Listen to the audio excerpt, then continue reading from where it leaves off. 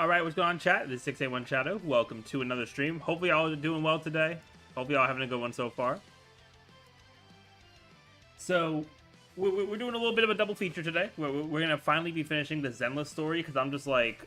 I've been sitting on it... let me see, when I stream it first? July 2nd. I've been sitting on this story for almost 3 weeks. So... yeah, we never got to finish this one up. I mean, we still have a ways to go before we're fully, caught up with Zenless. But I was like, well, let me not go into Anniversary Patch, like, mid-story, right? So, we're going to be finishing that up first and foremost. And then afterwards, we'll probably swap to some Kaleidorider, do some, do some gameplay there, which should be fun, in all honesty. I haven't played it, here and there, whenever I've had time, outside of when I first streamed it. So I've got a little bit of progress done, but not like a super insane. I mean, I guess insane in terms of like my actual like account level, but in terms of like character building and that kind of thing, like I haven't really done much, in all honesty.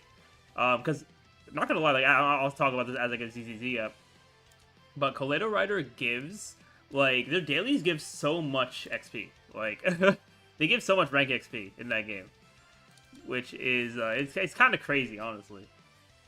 Which I mean, like I'll take it, right? I'll definitely take it, but the amount of rank XP you get is kind of nuts.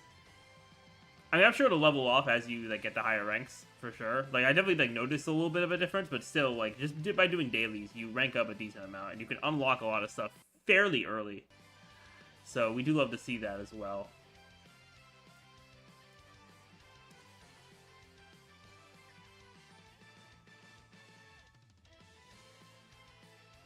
Also, I have no idea if I'm going to do anything with this, but when I pulled up Twitch to set up the stream today, they have a thing in there now about setting up like vertical streaming as well. Now I'll probably do some research into it. I don't know if I'll pull the trigger and I'll also do vertical streaming on Twitch, because I mean it's also been a thing on YouTube as well, right? So I'll see what I end up doing there for that, because I mean it could definitely be another opportunity as well to stream vertically, but we'll see. Also, don't want to strain the we don't want to strain the Wi-Fi too heavily either. So that is another thing as well. I mean, thankfully, fingers crossed, but thankfully we haven't had any issues in a while, right? It's been a long while since I've had any like actual like Wi-Fi streaming issues, which we do love to see actually. So let me swap over here. Also gotta rearrange my desk setup here, because sometimes you gotta make do with the little space you got, right? All right, there we go. Everything should be good here. Let me turn off Dokkan music, despite how peak it is, and let's get that ZZZ audio going. Which might also be a little low for you guys, which I'll adjust once I'm in game. But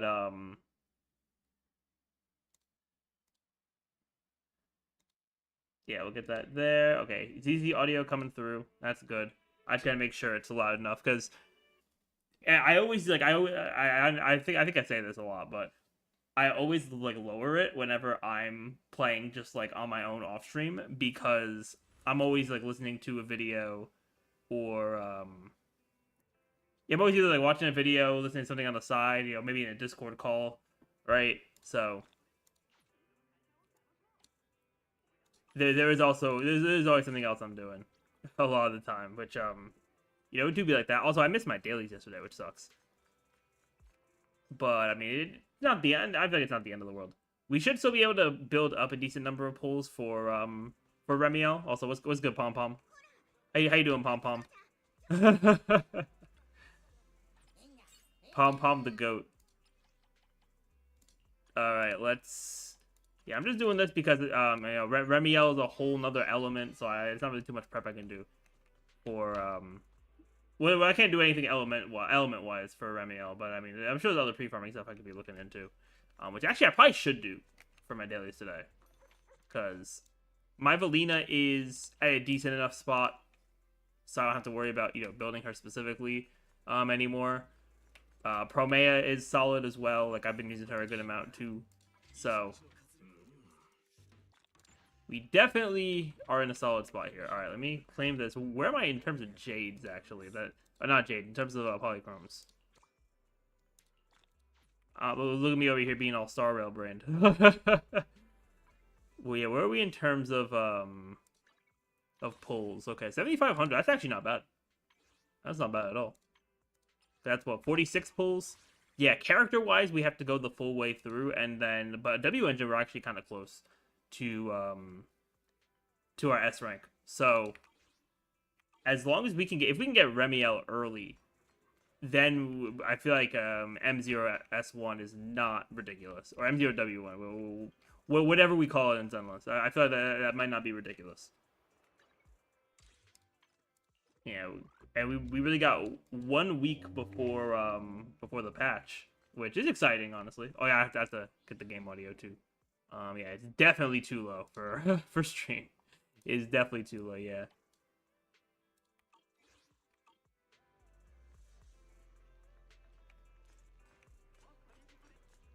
Yeah, that should be solid. All right. Let me actually pull up in a separate tab. What do I need for Remiel?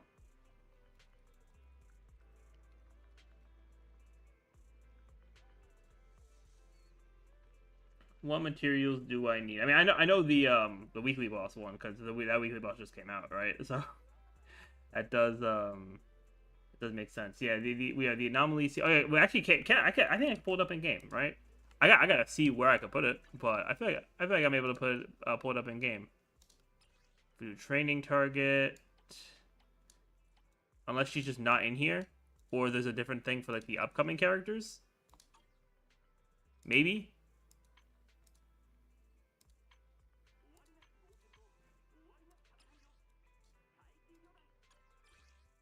Okay, yeah, that's gonna show just like the training plan thing. Okay, no, I think that's just for characters that you own.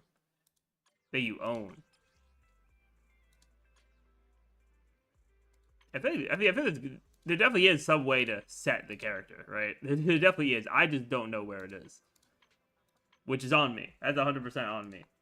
All right, but let me look this up here. Yeah, I mean, I'll say, yeah, I can just do anomaly materials. That's fine. Actually, I am going to, because I want to get to the story, I'm going to be a little lazy. And I'm going to craft into batteries, and then we're just going to use the, also, I am super low on these. I need to stop being lazy. I need to stop being lazy, low-key. But yeah, I'm going to grab some of the anomaly materials. Actually, I should probably grab the W engine ones, right? Because I think I did it, wherever anomaly is. Here we go. I mean, I have some of these for her. Actually, I'll focus on that first because I mean, getting the character herself is gonna be more important than the W engine, right? Like, I'm not gonna use her W engine if I don't have her. So I'll just do a few autos. I'll use 6. I'll use 6. Get a good amount of those seals in. So now we have 18 of those, 25 of those. That's a good start. A good start. All right, let me just check one thing real quick, and then I think we're gonna jump into the story now, because I am not wasting any kind of time with that. Absolutely not. Yeah, Deadly Assault. Yeah, Deadly Assault. I got my 6 stars, which is good enough for me, right? Yeah,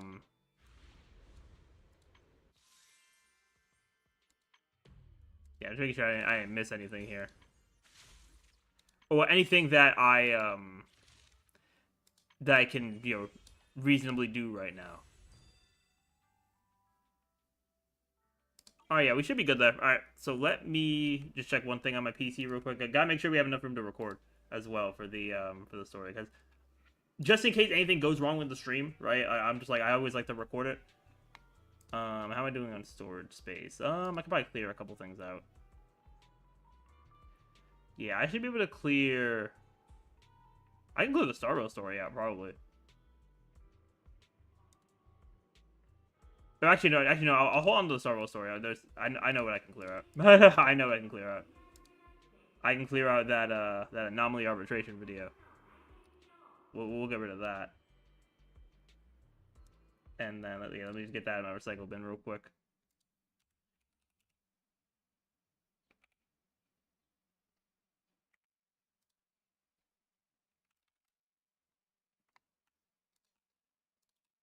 All right, we'll empty that out. All right. Yeah, storage-wise, we should definitely be good now. All right, W. Definitely W there. All right. So let's swap back. I also probably should rearrange my stream deck too. I haven't rearranged the buttons on this thing in actual like years, right? So I could definitely make it more optimal. There's things I gotta do in the kind of in the background here, which low key might take some time for me to get to because we got a lot coming up for HSR especially. Like we have HSR doing a bunch of stuff. We have what is it? ZZZ's about to have anniversary, which as crazy as this sounds, ZZZ anniversary is like the lowest on my priority list right now, which is it's a little crazy. But because we have the Kaleidorider beta, which I'm trying to make some more content of. We have Silver Palace beta starting on Thursday. So we'll also have content for that as well. It's gonna be a whole big thing. Alright. But let's start recording here. Also chat, you know, you gotta have your water. Make sure you stay hydrated. Alright, let me actually do one last check on both platforms here. Making sure we're good. Alright, yeah, everything's looking good. Cool. Alright. We'll start up recording. And let's get back into the story here. I think we have around half of it left, I think. So probably about like 2 hours or so. So let's jump right in here. We're doing some casual sightseeing or something with Xiaoguang as well. So we'll see how this goes. Oh, we're going to banquet hall with her? Okay. Or maybe not. We might not be going there. We might just be looking around. Alright, let's hope I got the volume right too. Okay, I think volume's fine. I think if I make it any louder, combat is just gonna. The combat is just gonna cook my eardrums. Also, we gotta get that auto text. Hey, what's going on, Captain Dre Million? What's going on, my guy?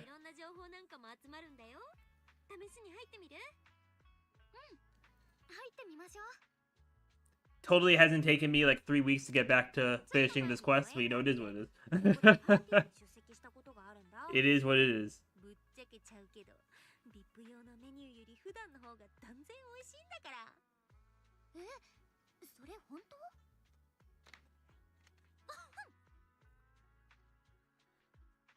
Not her overhearing us.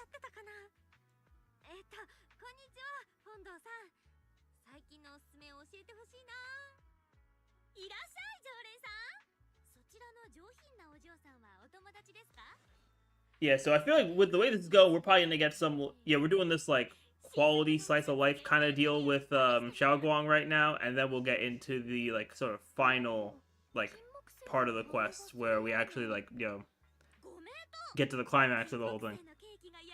Do good in the gym right now. Want to tune in to see what I'm up to? That's what's up. Yeah, I'm finishing this Zenless quest, and then I'll probably jump over to Kaleidorider for a little bit afterwards. I mean, honestly, a day like today is a good stream day too, because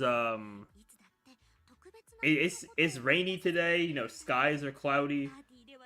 I think it's the kind of day where if you're home, you kind of just want to stay there and just chill, right? So perfect perfect day to stream and wrap up this Zenless quest. Cause I'll be real, it's probably gonna be at least a couple weeks until I stream Zenless again. Realistically, even though the anniversary is coming up.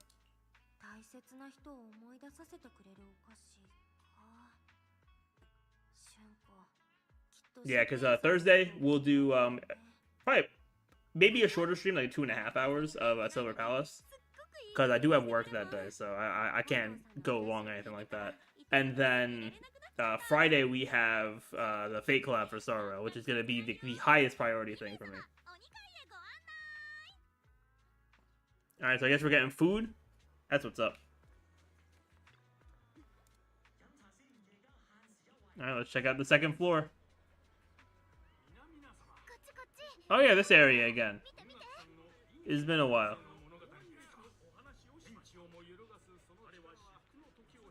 The storyteller's voice resonates through the air with powerful energy. Soon the tale reaches its climax. But listening carefully to the content, the protagonist of his story happens to be Xiaoguang. Man, imagine you walk into a restaurant and some dude's telling a story and you're like, wait a minute. Isn't that story about you? To the person you came in with? What? That's kind of crazy. And speaking of crazy, the stuff with Silver Palace, right? Like, the fact that I've seen so many leaks pop up for that game when, like, when the beta only drops in 2 days is kind of diabolical. Like, I've been avoiding mad stuff because we got to get the genuine on-stream reaction. We got to have the shorts ready, right? The reels, all that stuff. So yeah, I've been trying to avoid stuff. But all I know is they're giving probably my 2 most anticipated characters for that game for free during this beta. So I am going to be, I'm gonna be kind of lit.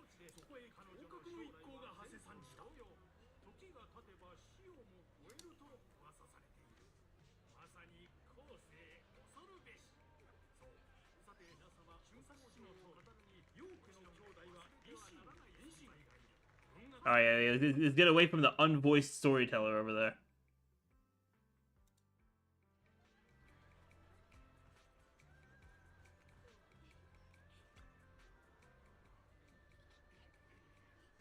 Hey, Ty, not gonna lie to you, bro. You gotta be careful, cause like if someone doesn't know any better, they're gonna think you're repping for Lucify. We can't have that here.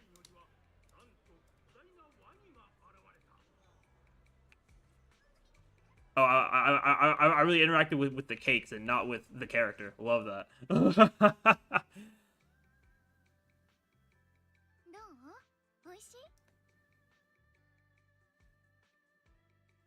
But what's going on, Ty? Welcome, welcome.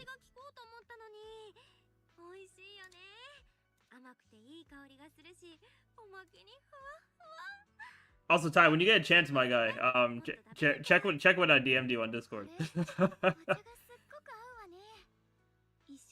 Cause not gonna lie, that video had me dying.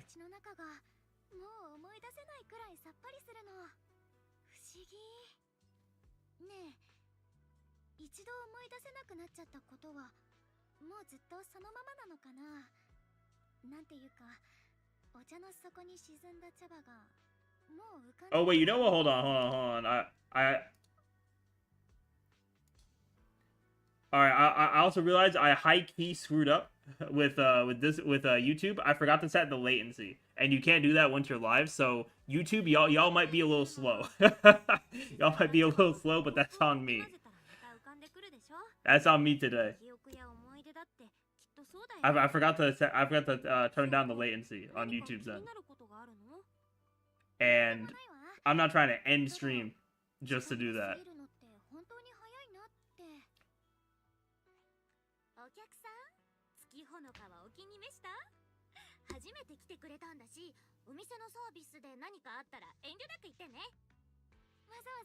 It seems like y'all are decently behind though, which sucks, but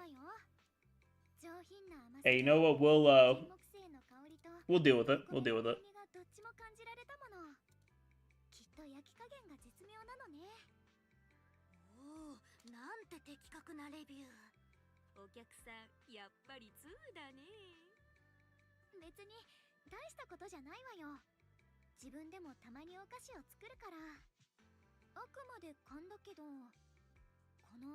Dang, so we're really in this quest where like people are having visions. We got family members that are going over to the villains, and we're over here talking about food. We go on ZZZ story? Okay, so boom, right? Girl on the left, she was recently introduced for where we are in the story. And she's supposed to be this like, really strong kind of character that eventually becomes a Void Hunter later on in the story. But she comes back to the area we're in because she was away for a while. And then we're with her, we're exploring, doing some stuff. And then we come to find out that her brother, or she finds out, because we already knew, that her brother, who we met earlier in the story, is kind of working with the villains right now.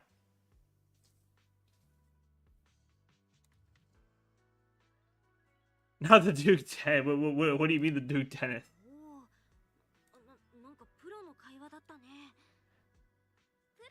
Oh, unless you're talking about the video I was saying.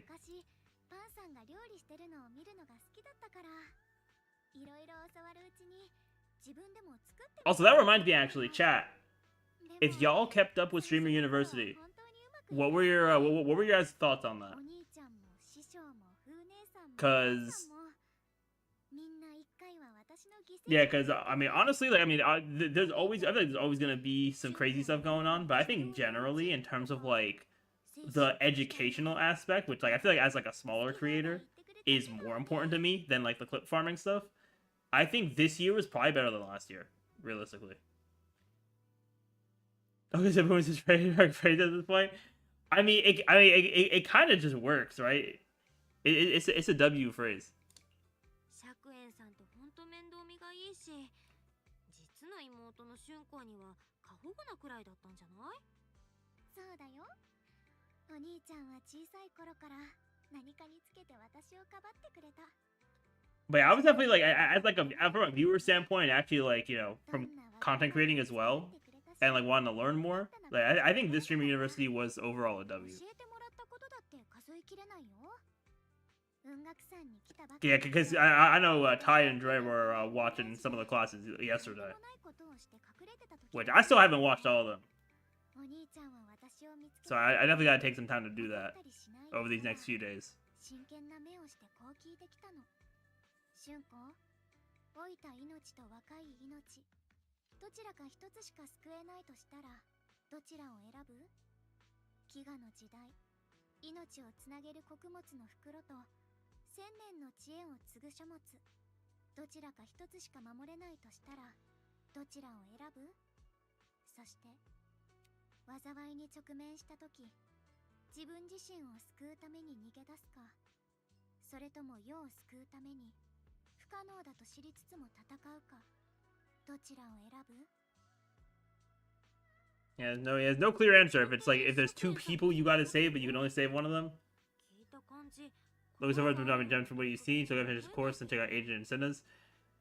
Yeah, the thing that kind of sucks that I heard about, and I mean, I think I tried to watch a little bit of Sinners at one point, is that for like her classes and some of the other like professors, they like their classes were more like disruptive. I think the only ones that were actually like relatively civilized were Agent and Ludwig. Which, to be fair, like Ludwig, of course, has been dropping gems because I don't know how much you know about like Ludwig, but he's been in the content game for a while, and like because I have a background in like competitive Smash Bros. Like he's been in competitive Smash Bros. He was in competitive Smash Bros. Like over a decade ago.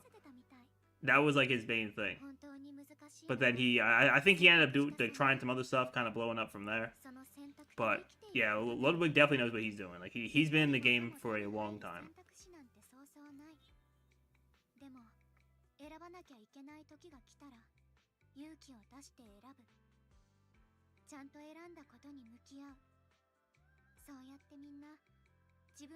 How we end up having this whole deep conversation over here? Like, yeah, she really having this whole deep conversation while we're over here talking about streaming university.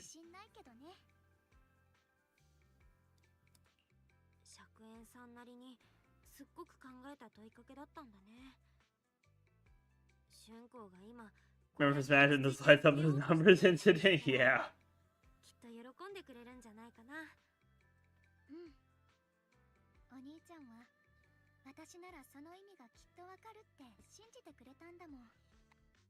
Yeah, I mean, pretty much the only classes I fully watched so far are the first two that Agent did. But yeah, otherwise there's like interesting clips here and there. But definitely, I definitely think it's worth watching too for any creator, honestly. Hey, I'm glad she's self-aware that she was rambling. That's why I was not really interacting with Yeah, that's why I was not interacting with what she was saying that much. I was reading it here and there, but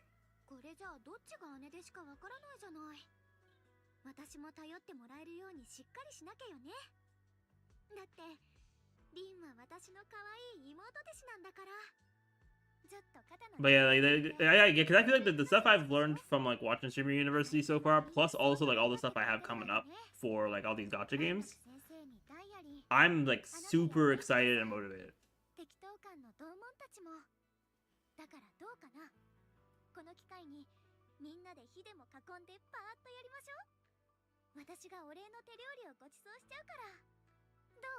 Oh, thank you, dinner. I wonder how that's gonna go wrong.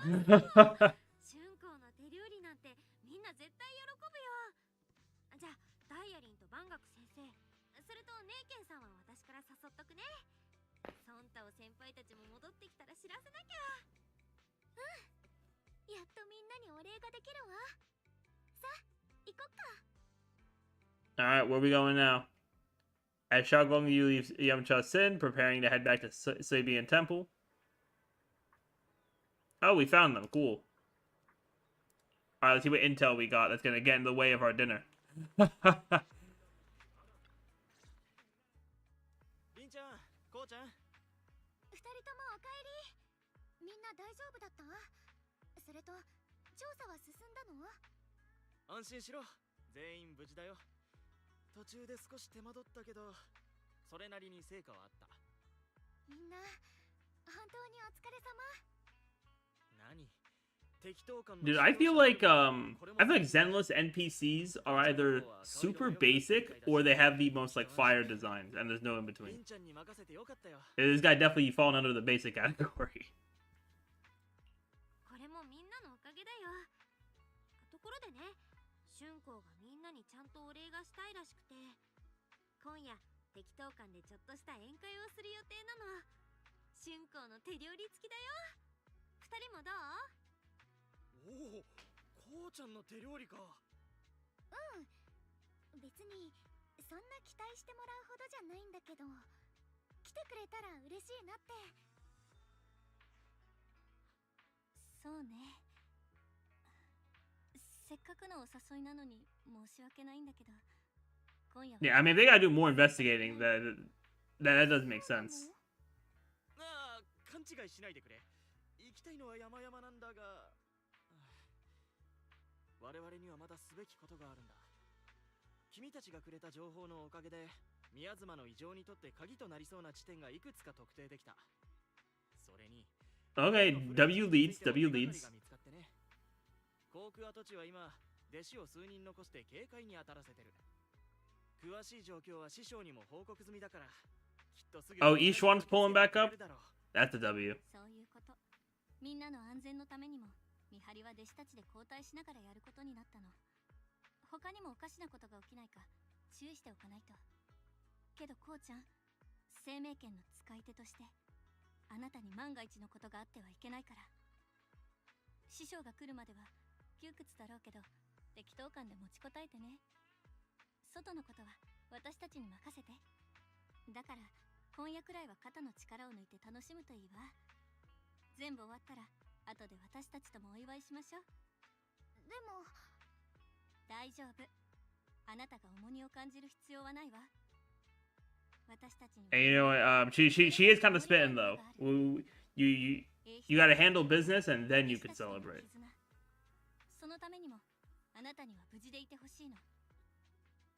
あなたを守ることはみんなの未来を守ることでもある。だからそんな顔しないで。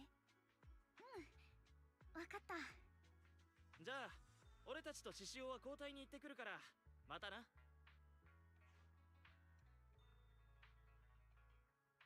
They head off full of spirit. きっと大丈夫だよ、春光。どんどん状況は良くなってきてる。いい流れなんじゃないかな。I mean, if you still wanted to cook for me, that's fine, you know. そうよね。じゃあそろそろ戻りましょう。さーて、今夜は何を作ろうかな。実はまだ考え中なのよね。Alright, Shagon takes the first step towards Sibian Temple. We're back straight and steady. The setting sun casts a long shadow behind her, echoing the tangled feelings in her heart. Meanwhile, in an unassuming corner of Phallium Height, Dylan and Zhao are exchanging intel. Okay. Alright, what we got? Intel on Sarah, okay. Oh, so she would just disappear and reappear.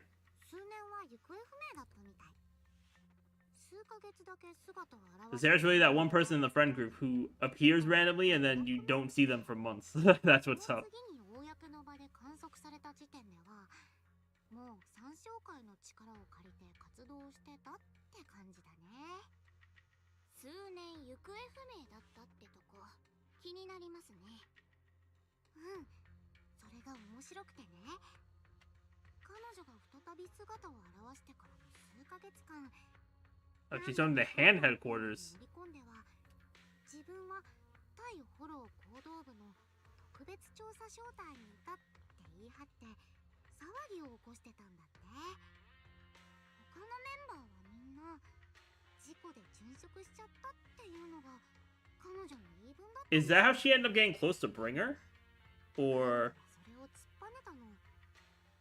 or did that not really like lead her anywhere? しないし、なんならサラなんて名前も名簿にはないってね。あ、いわゆる存在しない部隊ってやつですか。クレームの電話を取るたびにその手の噂が聞けないかワクワクしてるんですけどね。まあ大体こういうのは2つに1つですよ。そもそもが頭のおかしい女の狂言か。 Hey, she is right about that. 存在が何かしらの不都合で抹消されたか。ふーん、ダイヤちゃんも怪しいって思うの？いえいえ、ただの当てずい量ですよ。それに知性を悪く言うのもあれですし、第一この情報って私たちが知りたいこととはほとんど関係ないですよね。まあそれもそうだね。居場所に恵まれなかった人が行くとこまで行って妄想と現実の区別がつかなくなる。 Yeah, I mean her backstory doesn't seem that important right now, but we'll see. よくあるお話だもん。注目しなきゃいけないのはそんなサラが執着してる始まりの主の方。 Yeah, I really wonder when we're gonna get more ザオちゃんたちも知らない何 yeah, more build up about like the more like lore about the creator.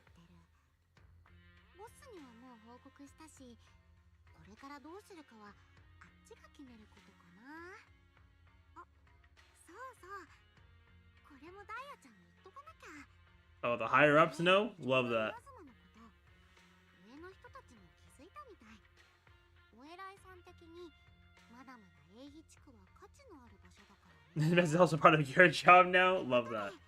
この混乱をなんとかするのもダイヤちゃんのお仕事だよ。はあ？私の仕事は例のものを回収するだけだったはずですよね。本当にトップスのボケじじいたちと来たら人使いが荒いんですから。うんうん、どういたしまして。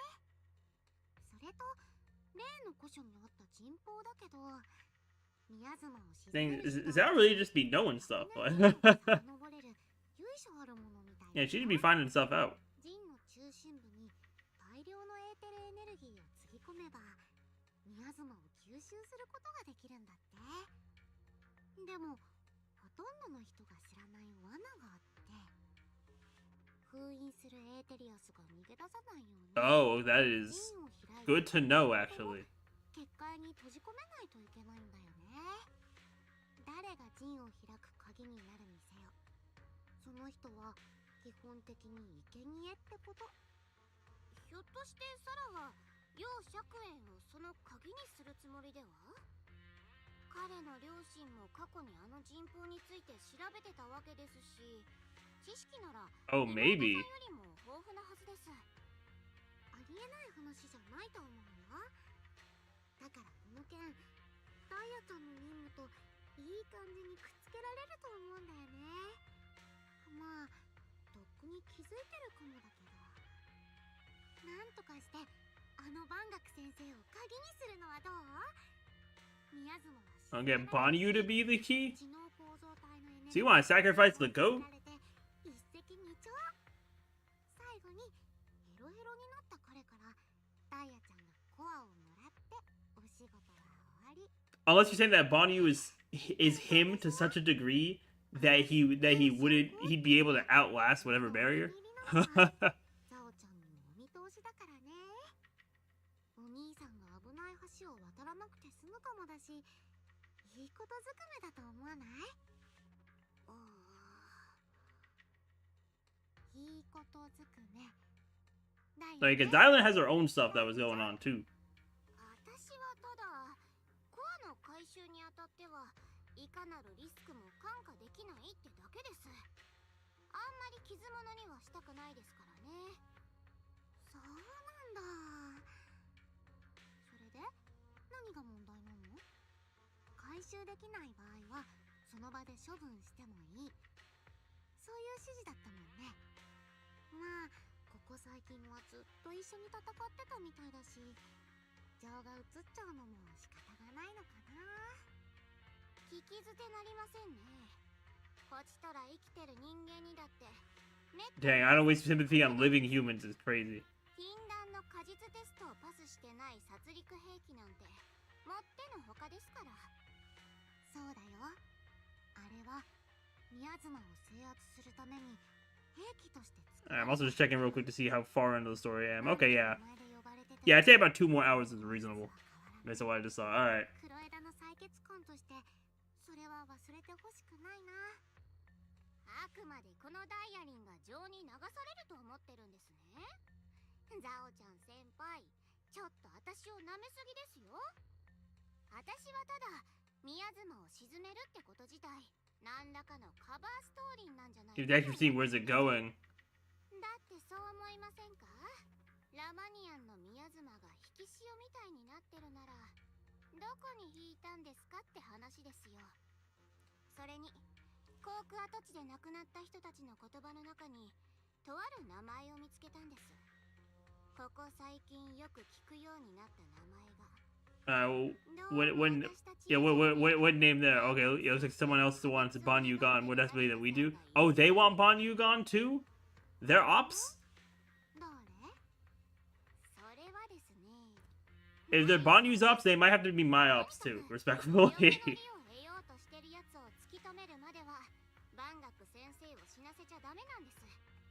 彼を犠牲にするなら私たちの計画にのっとったものじゃないと。その上で私が知りたい真実について彼には選択肢をあげようと思います。嘘や言い訳の余地もない選択肢を。 Now, later, Dylan comes to a decision after receiving the invitation to the fireside gathering. As evening falls, lights flicker to life across Whitehead Peninsula and Sueban Temple's courtyard. The fire burns bright, the smell of food filling the air. Banyu, Dylan, and the others slowly arrive. Xiaoguang's thank you dinner is about to begin. Alright, let's see what we got here. Dang, crazy that dialogue that we had just now, and then these two are just chatting it up. Like, is that not crazy? Is that not crazy, man?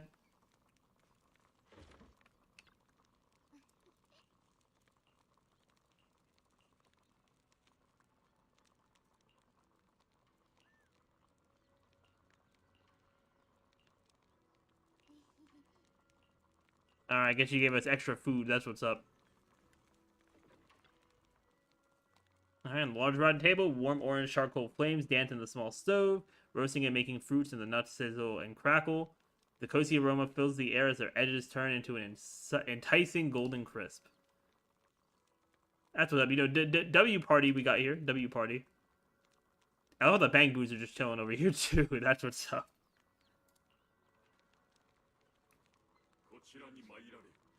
Okay, Banyu. Alright, what's up, Banyu? What's up, goat? Okay, what's up? I gotta give myself some more light too. It's getting mad. It's getting mad dark out there with the rain. どうしたの、バンゴク先生。春光のことだ。何やら思い悩んでいるようだったが、このような宴を設けたということは覚悟を決めたのであろう。とはいえ、こたびの異変はただごとではない。危険が待ち受けていると知りながら、あの子を生かせるのはあまりに忍びないのだ。故に、お主と春光の絆を見込んで頼みがある。どうか適当感に残るよう、あの子を説得しては。 Yeah, I could try, but we'll we'll see what ends up happening. ちゃんと話してみることはできると思う。でもね、バンガク先生、みんなあの子のことをガラスでできた置物みたいに扱うでしょ。落としちゃいけない、割っちゃいけないって風に。それって本当にいいことなのかな。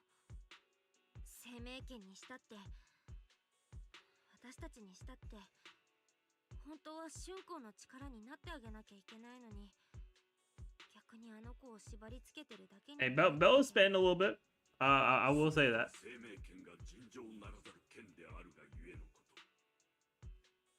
お主にしか頼めぬのもそのためだ。おやおや、なんだか真面目な場面に出くわしちゃいましたね。Oh, with voice laced in barbs and a half smile that doesn't reach her eyes, Dylan cuts into the conversation. 万学先生、ちょっと興味があるので伺っても？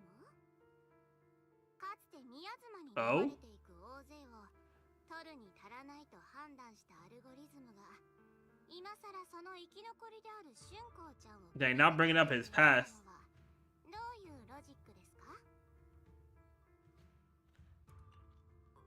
Dang, am I gonna have to start calling Dylan an L character? まだご存知ないんでしたっけ？では、ド派手にご紹介しちゃいます。 Purging at Type 0. こちらの万学先生、改めパージユニット0はかつてトップスが宮妻を鎮圧するために作り上げた秘密兵器です。では、一番効率的な鎮圧とは？そう、何もかも見境なくぶっ壊しちゃうことですね。こうして無害な善人の仮面をつける前はトップスが Dang, so he was really just that guy even before he was more chill. ヘマをしたのでトップスは彼をフォローへ廃棄したんですが、どこぞのおせっかいが修理しちゃった上に余計な入れ知恵をしたみたいで爪を隠して社会に溶け込んじゃったんですね。 Hey, I'm trying to figure out like, all the lores being dropped and Belle just over here smiling, looking right at me. ここまではいいお話だと思いますよね。にもかかわらず10年前に航空跡地を大量の宮妻が襲った時、彼は自分を受け入れてくれた人たちに対して何もしませんでした。救えたかもしれない命の中には当然春光ちゃんのご両親も含まれます。修道院に当時の生存者を探しに行った時、万学先生に対する態度がみんなおかしかったのはそういうわけです。万学先生、 Yeah, Bonnie, what's going on, man? 我が輩は今もこの背に過去を追っている。消えることなど決してない。消えないのは過去だけですか？あの時人々に Dang, this is really giving the same vibes as like when you go to the family gathering and someone just wants to start drama. Like, いかなる代償を払っても宮妻を鎮圧せよ。それは今でもあんたのコアに絶対的な指令として君臨したままなんじゃ。そうやって善人ぶってるのもこれまでの業から目をそらすためじゃないって言い切れますか？だんまりが一番嫌いなんですよね。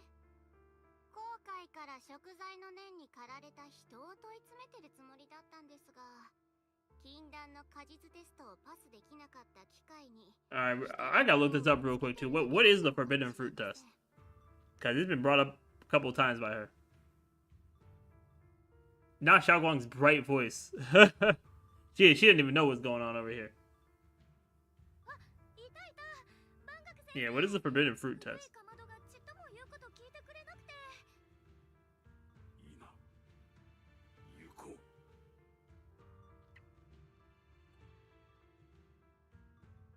Okay, the forbidden fruit test, it's for any of the, yeah, it's for any of the, like, artificial life forms in Zenless. Once they've, like, transcended just being a machine. Okay, so that's what's up. It also sucks that Bonnie couldn't pass it. そのためにはこのまま彼をいい感じに孤立させて鍵になってもらうのが一番手っ取り早いですから。鍵？はい、鍵です。例の陣法を起動して宮妻を封じ込めるには陣の中心部に絶えずエーテルエネルギーを供給し続ける必要があります。その点、彼はおあつらえ向きだと思いませんか？もともと兵器として作られただけあって、バ化け物じみたエネルギーを内蔵してます。禁断の果実テストもパスしてませんから、みんなの心も痛みません。まあ今はちょっとあれですけど。 Yeah, why are you telling me all this? まさか万学先生の罪悪感を煽るためにわざわざ私たちの前であんな話をしたの？あの人の両親をクロエダの計画に利用するために。両親はともかく、心があるかどうかはこれから彼自身がはっきりさせてくれますよ。 Dang, not someone with a loud car or motorcycle or something out there. I think I went to the microphone a little bit, so my fault. クロエダの採血官として真実を明るみに引きずり出すのが私の仕事ですから。たとえ隠されていようと、偽られていようと、歪められていようと、どんな手を使ってでも、それがこの世の地獄みたいな真実だったとしても、 No matter how harsh the truth, it's still better than drowning in a sweet, comforting lie. ずっとずっとマシです。 Yeah, but is your truth the full truth? Alright, hold on. Stand on business. Stand on business, Bell. でもダイアリー、ここ数日あんた自身が見たこと、聞いたことはどうなるの？あんた以外の人が明らかにした真実を伝えてるだけなら、それがねじ曲げられたものじゃない保証はどこにもないんだよ。そうでしょ？これが真実だったらいいなっていう誰かの片棒を担がされて、あんた自身は遠回りさせられてるかもしんないんだから。やれやれ、ハエトーン相手にお説教を垂れようなんてちょっと思い上がってたかもしれませんね。ひとまず彼については心配しなくていいですよ。最終的な評価が終わるまでは現状維持でいきますから。 Dang, she's really a Bond you hater. 万学先生 And I can't mess with that.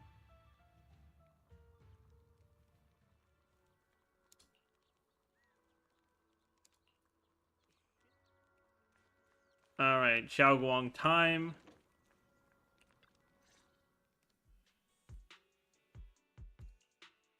So you're telling me that I had, I walked up to her, right? And I pressed the button to start the conversation. And then it posted, and then it had a single option, like, choice box for me that said to talk to her when I already pressed the button to talk to her. Alright. ねえ俊子、この集まりを開いたのはさ、もう俊子の中でこうしようって何かが決まったからだったりするの？やっぱり分かっちゃった。本当はちゃんと話すつもりだったんだ。前に約束したもんね。でも昨日の夜、みんなが寝た後、 Oh, she found something under the door. のがあったの。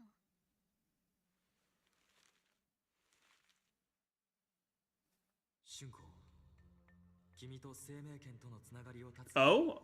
A note from her brother? 始まりの主の力は僕の想像を超えるものだった。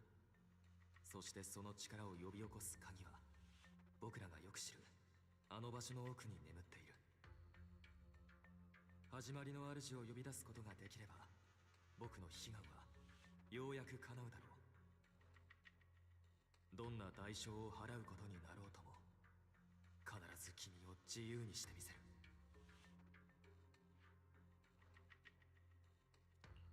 本当に釈園さんから？それとも誰かがなりすまして書いてるんじゃ。パッと見はお兄ちゃんの書いた字に見えるよ。けど And it's the content itself, yeah. Yeah, maybe it might just be Sarah trying to fabricate.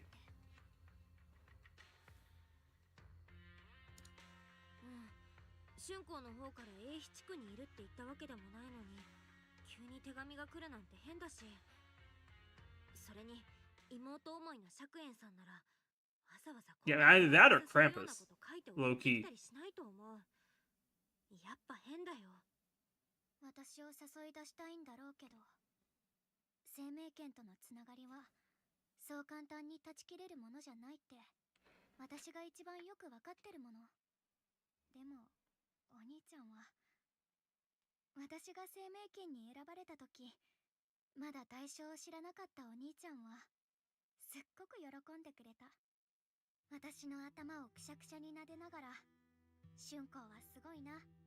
これからは兄さんにも頼らせてくれって。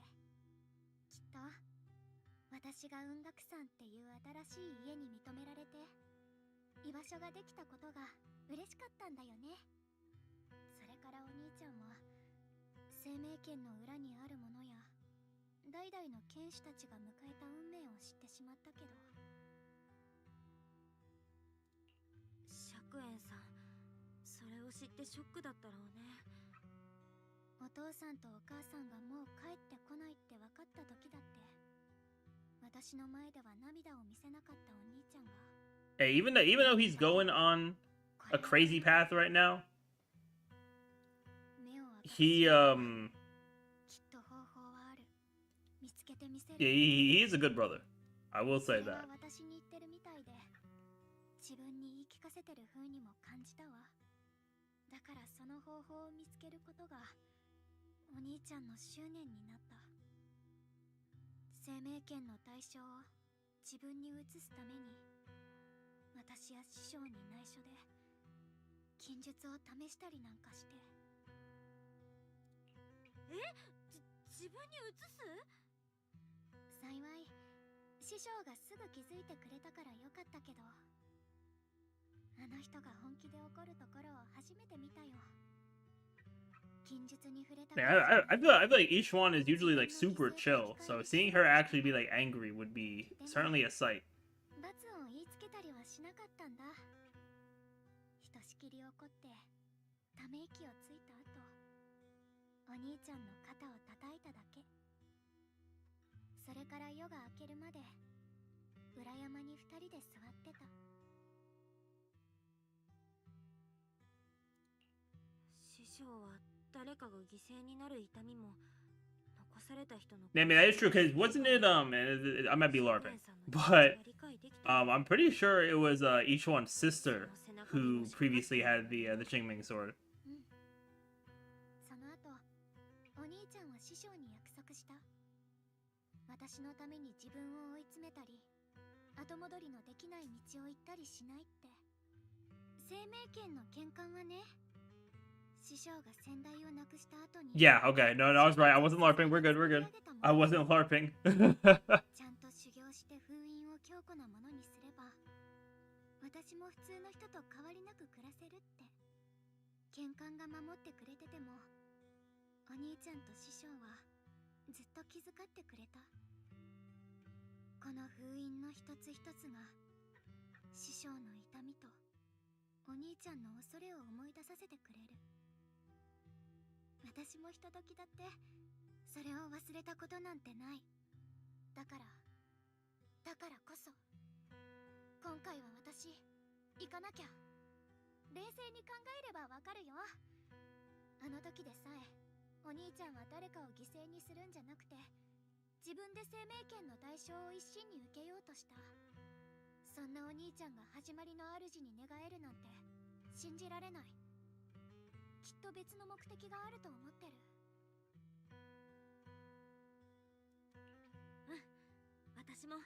Yeah, I feel like when we find out what his true motive is for working alongside Sarah, I think that that'll determine how I feel about Shiyuan. 罠でもいい。たとえこの先が片道切符だって、お兄ちゃんを一人にはできない。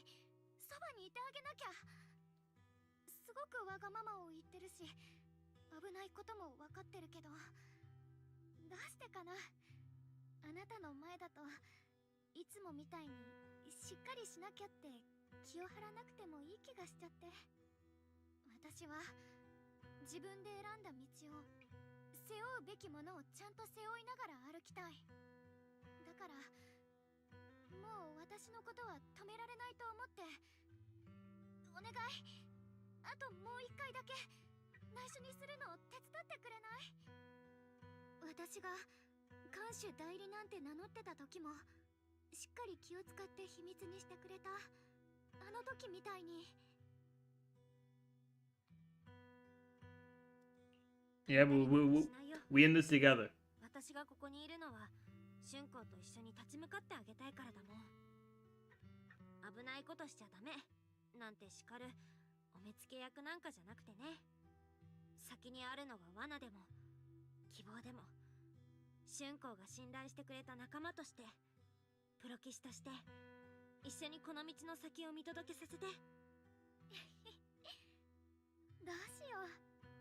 すっごく辛い話をしてる。 Yeah, I'm glad this is the reaction she had. 'Cause I was definitely about to say, yo, why it sound like we trying to propose? Like, because Belle's over here like, I will be, you know, your companion, your proxy. I'm just like, hold on, what's going on here?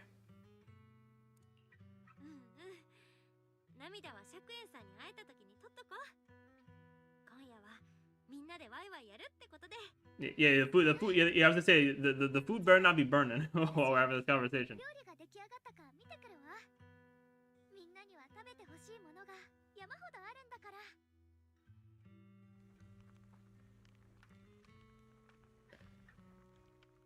All right, that's what's up.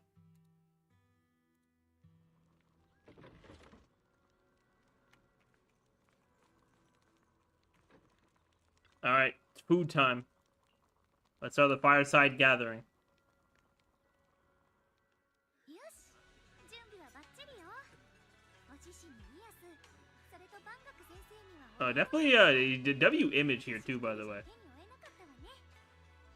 Yeah, you know, we got Banyu the goat. We got White sitting next to Dylan the hater over here.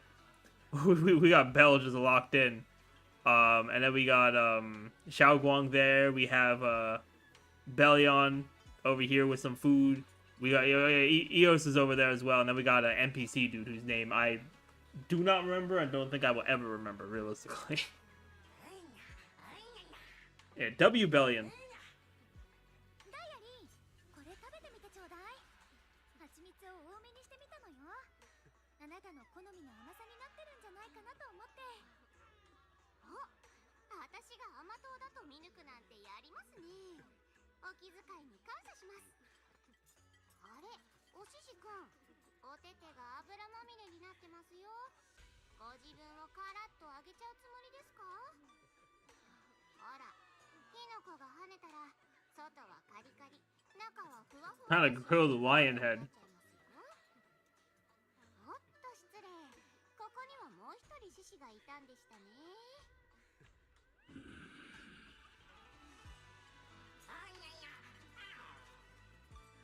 万学先生にはチャーシューマンを作ってみたよ。油っぽいのは苦手って聞いたから。 W Yinhu mentioned. そしてチンピを加えたタレに漬け込んでみたんだ。口に合うといいんだけ Like ど。 they really couldn't make Yinhu a 5-star and release Shiyuan as a 4-star. They had to make Yinhu the 4-star or the A rank rather. どれもいたって Also, they 家 yeah, 庭料理だけど。 that rain is coming down near me now. That's what I was saying before. Perfect kind of day to just like chill out at home if you don't got anything to do or anywhere to go. Chill out at home, you know. For me, you know, spark up a stream. But if you're you know just sitting there, you know, watching stuff, maybe playing some games, watching some anime. ああ、こんなごちそうは久々だな。 We do love to see it. さっきはお鍋の底を焦がしかけてバタバタしてたのに、ずいぶん順応が早いですね。ダイアリー、それは言わない約束だったわよね。ほほん、あれは古いかまどの勝手がわからなかったの。火加減がコロコロ変わって大変だったんだから。万学先生がいてくれて助かったわ。 Okay, at least the wind's not too bad. Yeah, because like I'm keeping tabs on this rain because I'm just like I am streaming, right? And sometimes you never know. You never know. When it starts getting windy, you don't want yourself to get kind of cooked. じゃあこうしましょう。最近あった恥ずかしいこととか面白かったことを一人ずつ。 Not something funny or embarrassing that's happened recently. まずはダイアリンからよ。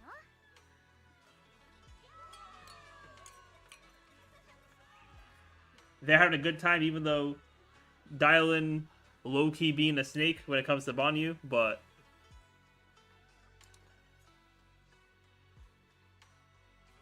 anyway, stars to fill the sky. みんな見て。なんだか星がさっきより明るくない？思い出すなあ。お兄ちゃんと風姉さんたちで文学山の店頭を飛ばしたことがあったの。 So is that just Xiao Guang's thing? She just, whenever she's frustrated, she just starts stomping around? 途中で転倒なんてどうでもよくなっちゃったから、草の上で寝転んだのよね。そしたら転倒よりもずっと眩しい星たちが目の前に広がってた。一緒に寝転んだお兄ちゃんが転倒より星に願いを託そうかなんて言って、あの時の私はなんて願い事をしたんだっけな。こうやって頭を空っぽにして星を眺めながら。 Hey, but not gonna lie, I feel like Eos is just glad to be here. Like, he's just chilling.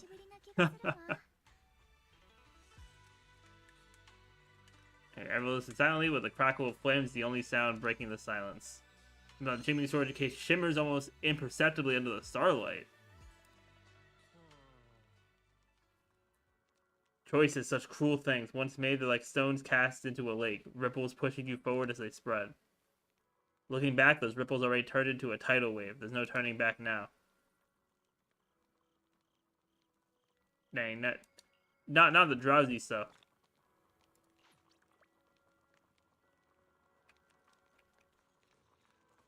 Alright, let's talk to her. She had a good time, too.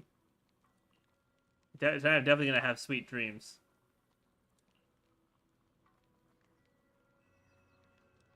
Oh, hers was the optional one? Okay, that's a little crazy, but it was short, so it's fine. Finally, some peace and quiet. No endless customer complaints, no paperwork, no urgent messages, and none of those voices. Just sitting here, looking at the fire, gazing at the stars, listening to chatter. Just chilling like this. Yeah, not bad at all. For a fact, Dylan's expression held an unusual calmness. Seems like the perfect moment to ask this question. She'd normally dodge. Yeah, why do you still like being a customer service rep? Because it's fun watching people get tongue-tied when I fire back, and because when talking to a living person, no matter what I say, I always get a response. It could be an angry demand, a helpless sigh, or even a dumber follow-up question. She's spitting with that. But whatever it is, it's at least some kind of response. Unlike in the Hollow, where you can only listen, endless listening to those voices of the dead. Listening to their resentment, their regrets, their pleas, but they're forever unable to truly respond to anything or accept any true response. No matter how much you say, what you say, it's just like a stone falling into a deep well. Not even an echo can be heard. That feeling after a while makes you wonder if you become part of the silence too. Yeah, she got mad deep out of nowhere there. Yeah, but it's about to end. Tomorrow's gonna be another troublesome day, huh? I mean, it always is in customer service. That is factual.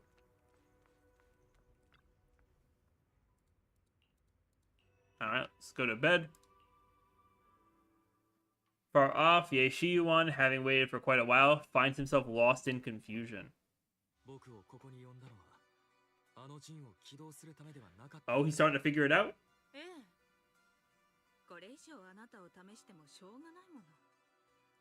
Oh, she better not be thinking about Banyu as well.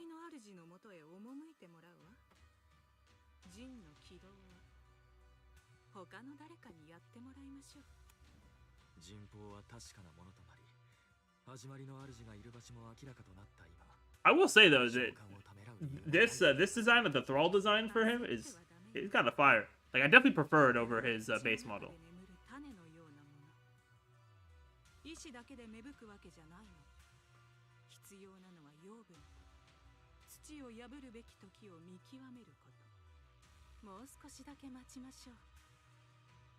始まりの主がお選びになった鍵、そのすべてが揃うまで。 Sarah tilts her head slightly as if listening to whispers carried by the wind, or perhaps savoring the urgency in Ye Shiyuan's voice. The corners of her lips curve upwards, her smile laced with anticipation and cold calculation.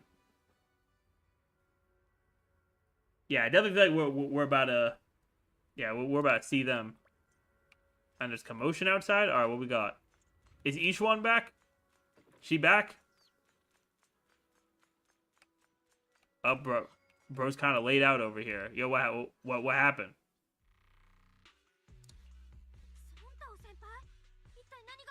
Actually, no. Ishwan's gonna come back, but she's gonna be aura farming when she does, because that's how it goes with her.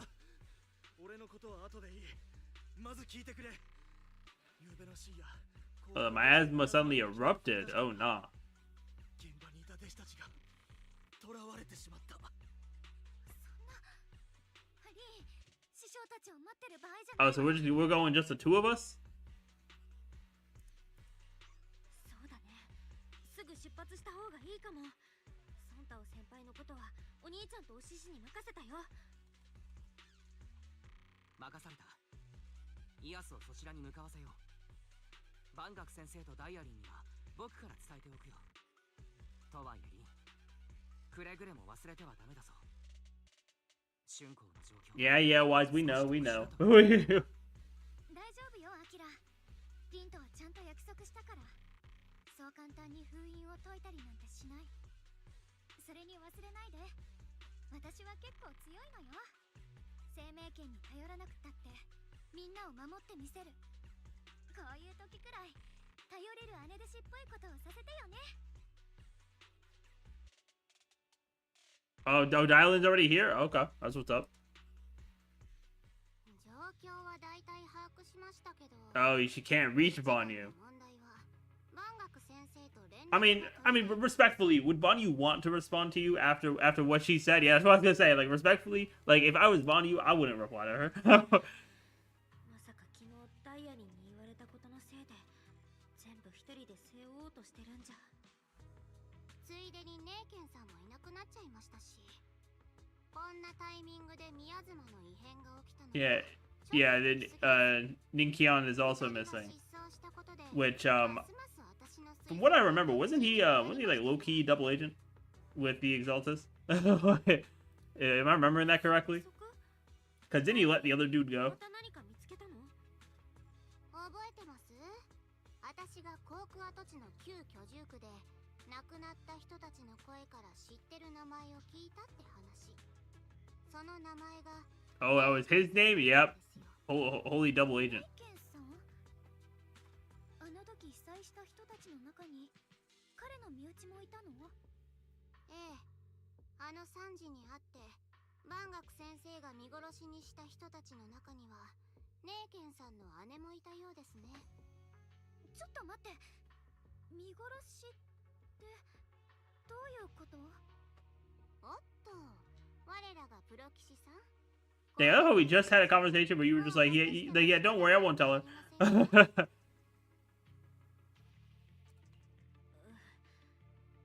Yeah, so basically, here's the thing. ひょっとすると、ネイケンさんがそういう身の上を隠して万学先生の道場に入ったの。 Yeah, it's the generic person joins like Master's Martial Arts School to get closer to them, and then exact their revenge. サラと接触してたことも言われました。手がかりが途切れそうになるたび、彼のいる場で都合よくつながっていったのもそういうことです。まあ、サラのことですから、大方ネイケンさんが。 Yeah, I mean, that sounds like something she would do, so I'm not surprised. I'm not surprised at all. 古い書物の存在を知り、謎めいた人望が見つかる。一見すると自然な成り行きに見えますけど、ちょっとスムーズすぎる気もしますね。おまけにネイケンさんはここ数日の間に近所の人や道場の仲間たちに挨拶回りをしていたようで、遠くへ行ってもう戻らないかも、そんなニュアンスのことを。 Hey man, long trip is right, cause もう戻らない。まさか。 yeah, he about to go full Exaltus now. その可能性が一番高いですね。過去に因縁のある人間まで使って、今回。 I think they're definitely after Banyu as well. その心は For the array. 人望を彼に起動させたいからでしょう。じゃあ、私が受け取ったあの紙切れも。 Yeah, they received. Yep. 万学先生が春光たちに感じてる罪悪感を利用してってことだよね。釈炎さんがジンを起動するのを春光のためにも万学先生はきっと阻止しようとするはず。はあ、今思うと人痘を起動するために鍵がいるっていう話はサラが書物に後から加えたものだったのか。 Another one of the tricks to keep him chasing? I mean, Sarah and Shiwon were talking about the key as well, so I don't know. エーテルエネルギーとそれによって展開する陣が吸収する宮妻にはどちらも行き先がある気がしてならないんです。ラマニアンホロー内の宮妻に観測された現象を私たちがなんて形容してたか思い出してください。引き潮ですよ。まるでどこか一箇所に集まってくみたいじゃないですか。それとあのホローで聞いた奇妙な声、今のところなんで私と万学先生だけが聞こえたのかは分かってませんよね。でもあの声は明らかに私の記憶を利用して揺さぶりをかけてきてま Yeah, I した。 feel like there's a lot of forces working all at once here. 何の目的で？サラの行動を踏まえると一番あり得るのは宮妻と私たちの力が何か特別な存在へと We're channeling a special being. Oh, is that how they're gonna make the I think his name is Sobek from the Thrall fight? I don't know if it'll be that or if they'll try to, you know, create the or like sort of astral project the creator. 昔はどうだったかはともかく、あの人痘はもう誰かを救うためのものじゃなくて、始まりの主の降臨に備えてエネルギーを集める手段になっちゃったんだね。ねえケンさんがどこまで知った上で手伝ってたかは分かりませんけどね。いいように利用されちゃったことには変わりないから。 Yeah, that dude's gonna get cooked. Like あの時航空跡地であったことはほとんど覚えてないから、ネイケンさんの憎しみに寄り添う権利も万学先生に代わってそれを許す権利もないけど、先生がこの数日で見せてくれた優しさは本物だったって思う。つまり春光ちゃんは万学先生を咎めるつもりはない、そう決めた。 I mean, my mind has been made up before you even started talking. He's the goat. He's him. 10年前 He's gonna become the key and still break out of the barrier because he's him. 私とお兄ちゃんを抱えて駆け出した静かで大きな影、絶望の中でたった一つの救いだった山のように頼もしい人。あれは万学先生だったんだから。春子、思い出してたの？うん。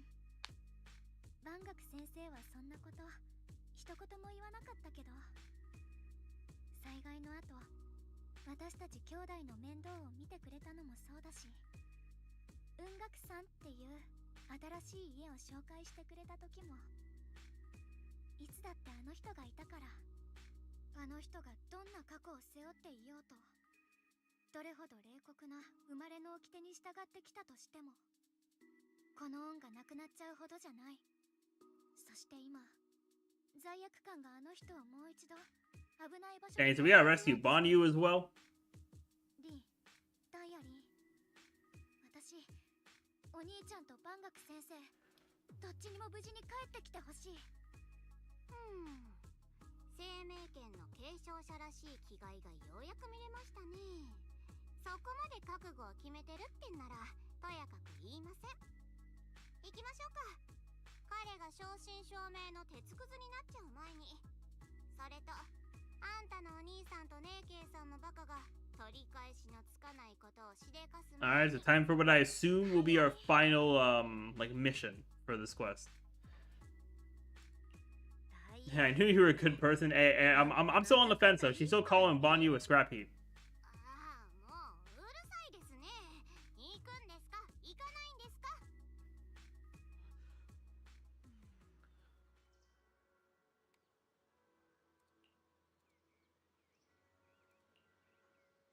Alright, let's go. Let's lock in here. So we're never gonna have Dylan. But is it just gonna be her or what? I guess it's just gonna be her for now. Okay, sure. Yeah, cause Because Xiaoguang is just going to be like a support. Yep, so yeah, we just have dial-in. Crazy work. I'm tending to their wounds. ソンタンはちゃんと伝えてくれたみたいね。彼、大丈夫かしら。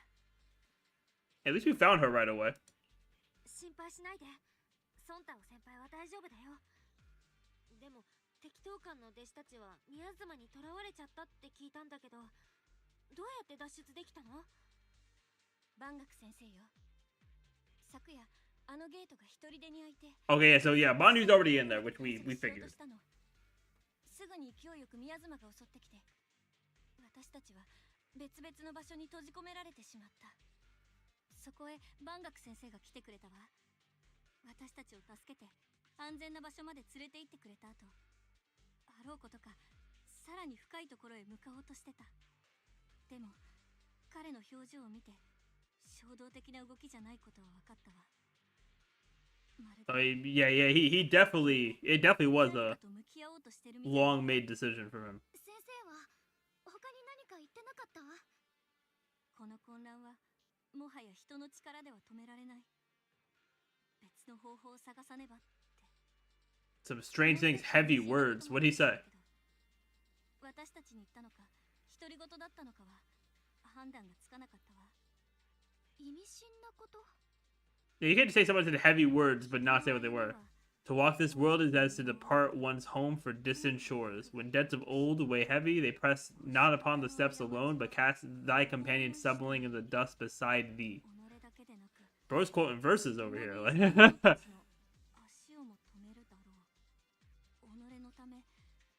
is it something like, I shall make the burden lighter, my own, and far more for my companions. This debt must be paid. Yeah, so yeah, he definitely wants to settle his debt and his baggage. やっぱりそういう感じですか。様子が変だと思ったから、本当は彼と行きたかったんだけど、怪我のせいで体が思うように動かなくて。 Okay, so Bolion is in there with him, hopefully cooking up. 彼が溢れ出る宮妻の源へと踏み込んでから間もなく。 Oh, drawn towards something else. Hey, he better not be keying it up right now. He better not be.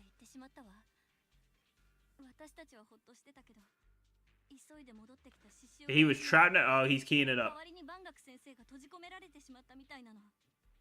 具体的に何が起きたのかは獅子王の視覚記録を見て。 Yeah, they really got him keying it up. You know, Banyu just needs to be him and lock in, right? Like, to me, that's really all we need.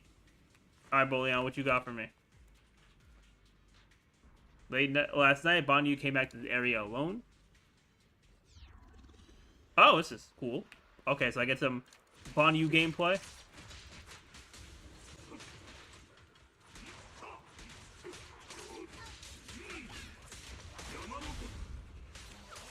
Oh, and we're using Bolion as well. That's funny.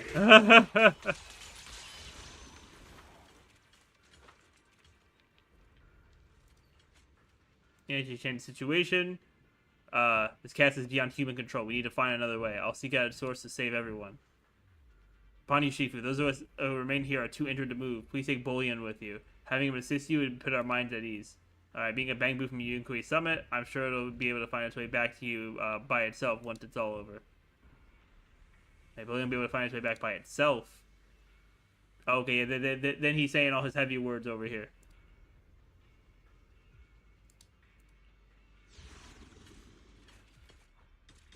Also, I'm glad they're having us play this section now instead of just being like, yeah, here's dialogue. Back I was doing my duty around here, parents would often voice their concerns about mischievous kids sneaking out to play at night. For their safety, special locks were installed. Only adults knew how to open them. This must be something he heard in his youth and never forgot. Also, real quick, hold on, real quick. I want to turn up voice volume, like specifically just dialogue. Let's do like 7, because sometimes Bonnie's voice sounds kind of low.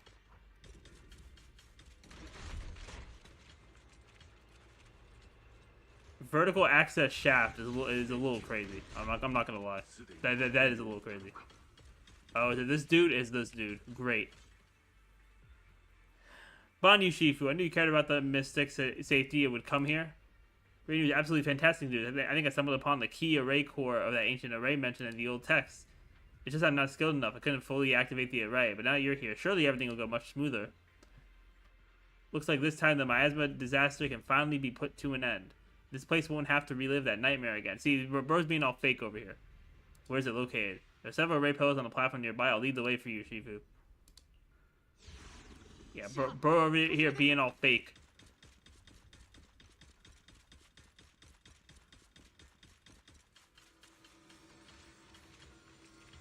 Okay, for a second I thought that said homeless ancient array. I don't know why. Okay, nameless ancient array. There we go. Yo, look at him aura farming just by standing in the circle. Can we talk about that? He's definitely just aura farming right here, right? The array core is ancient. The patterns carved into its pillars shimmer with an undying will to protect. Standing in the center, it's almost impossible to feel the long dormant earth pulsing in agony, urging the activation of the array. Upon attempting to guide and fully activate the array with its own ether energy, a cold, malicious will suddenly counterattacked. Hold up. Oh, hold up. Ooh. Dang, not a whole, like, barrier there, too.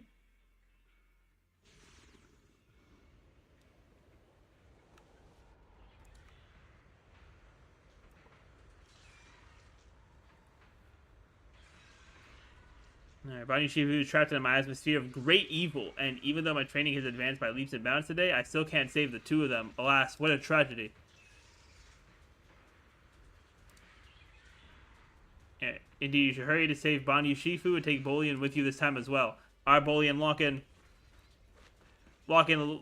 Yeah, I gotta go so I can activate, I can grab my DPS, because Dylan not gonna be doing much damage on her own here. And Xiao Guang will kind of just exist as well.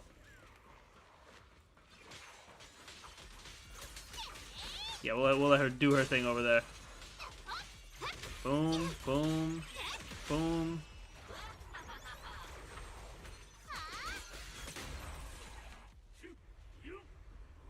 Oh, yeah, he's really cooking up in there. At this moment, the array is engulfed in chaos as ethereals come rushing out like a tidal wave. Ninkyon's eyes burn with rage. His crazed words are filled with pain, despair, and twisted pleasure.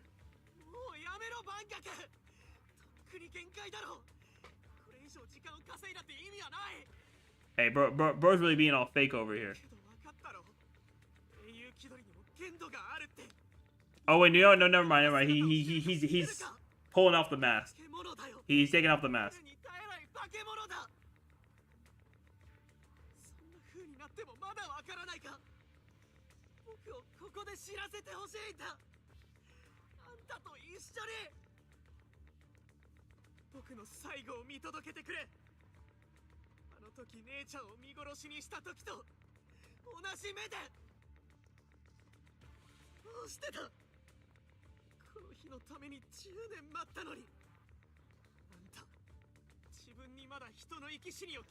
Hey, part of me feels like they're gonna keep him alive, but we'll see.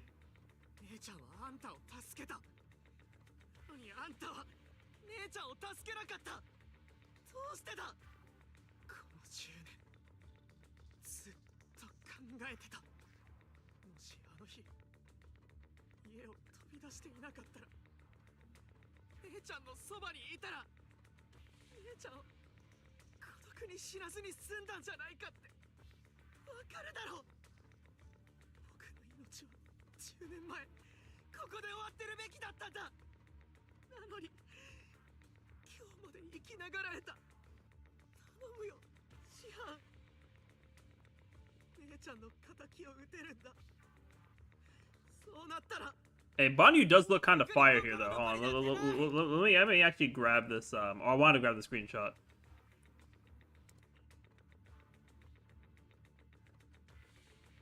Are we gonna let me hit the screenshot, or am I cooked?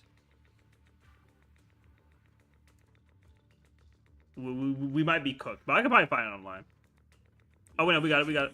We got it. We got it. Oh, that makes it even better. Taking out the like top and bottom bars. That made it look even better actually. この借り我が I shall repay this debt with my life. 確か Nah, not your life, Bonyu. だがお主の命は駆け引きの具にあらず我が輩とは違 Yeah, う you just need to lock in to the point where you'll just live and be him. Like, そして姉貴もネイジョに代わって人の世を見届けるのだ Bonyu's burning resolve, his determination to atone for his wrongs, and his deepest and most powerful fires bent on protecting life begin to erupt. He abandons any defensive stance, every remaining bit of energy, every fragment of existence. Oh, love the dialogue being so fast that I can't read it. And I was reading fast too. Alright, random mystic dude. Anxious mystic, what's going on? What you got for me? やっと来てくれたか。万学 Yeah, and his disciple? No, it's his quote-unquote disciple, right? His quote-unquote. 青年を守るため次々出てくるエーテリアスとずっと戦い続けてる。よく聞こえなかったが、青年は自暴自棄になっているようだ。もし先生が持ちこたえられなかったら。あの展望台、お父さんがよく星を見てたとこだわ。ジンがこんなに近くにあったなんて。どうにかしてあの中に入る方法ってないんですかね。あそこは宮妻の濃度が高すぎて近づくことすらできないんだ。フェアリー、ジンの有効範囲を確認するんだ。リンは注意しながらもう少し近づいてみてくれ。 Alright, Fairy about to walk フェ in. アリーでこのジンを破る方法を考える。 Alright, let's see how close we can get. じゃあまずは近づいてみよう。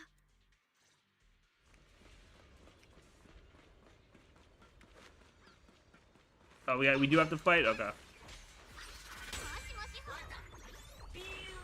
しもし、これがあんたのマスタですよ。 Alright, then you can get sliced up real quick. There we go. ダメ。ジンが宮妻を吸収して。 And we can't break through? There's never gonna be a way for us to break through. No matter how desperately you shout, no response ever comes from within. At any rate, Bonyu seems to hear familiar voices calling his name. At this point, he's fought to his limit and cannot respond. Faint voices grow denser in the depths of the consciousness, concealed by the echoes that sing like a silver needle. Oh, another Bonyu pick? Yo, give the Zenless artist a raise, man.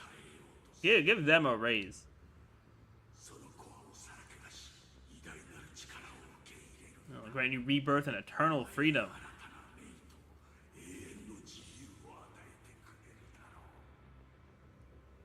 聞こえるか、負荷に耐えかねたボディが悲鳴を上げている。ベアリングは騎士に、回路は Your bags are screaming, your circuits are melting. You've long been covered in cracks on the verge of collapse. 崩壊する寸前だが Oh, unless you're gonna have some kind of reawakening. 感情モジュールに過負荷を確認。冗長な感情データ消去のため Not the cold command. ボアの指令を再認証。いかなる代償を払っても宮妻を鎮圧せよ。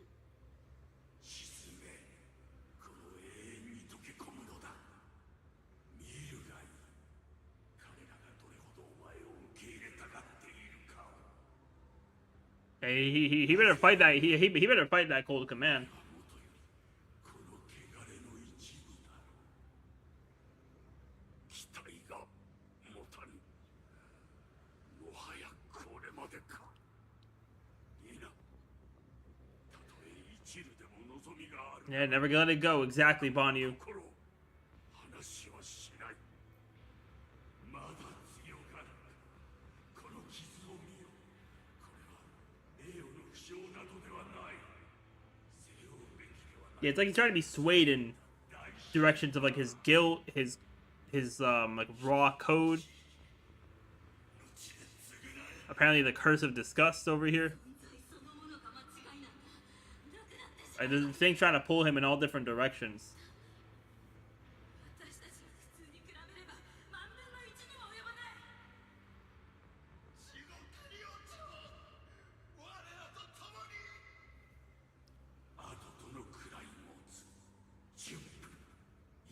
Hey, definitely longer than a second. 'Cause we've never been here for longer than that. お前を憎む恐れる者たちのためだとしても昼夜問わず呪詛を唱える亡者たちのためだとしてもお前を利用するだけのいずれ朽ちてなくなる世界のためだとしてもか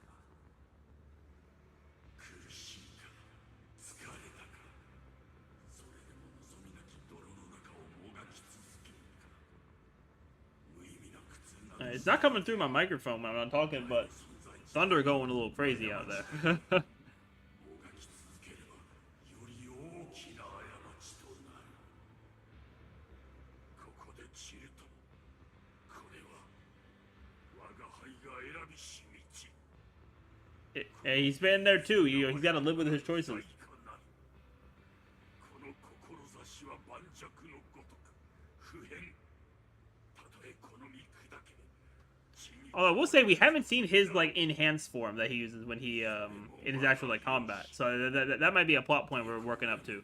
その身に余る責任を手放すのだ全てをゼロに戻し原初の汚れなき空白へ帰るそれでよいではないか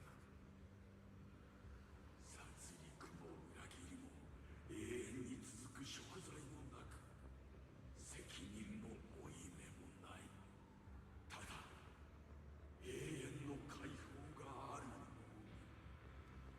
Only eternal release. Several voices intertwine, overlap, and spin like an endless whirlpool of destruction, trying to crush Banyu's residual self-consciousness completely. Alright, Fairy, what you got? 僕とフェアリーの方で新しい発見があった。マスター、異常な宮妻の集合を検知しました。警告。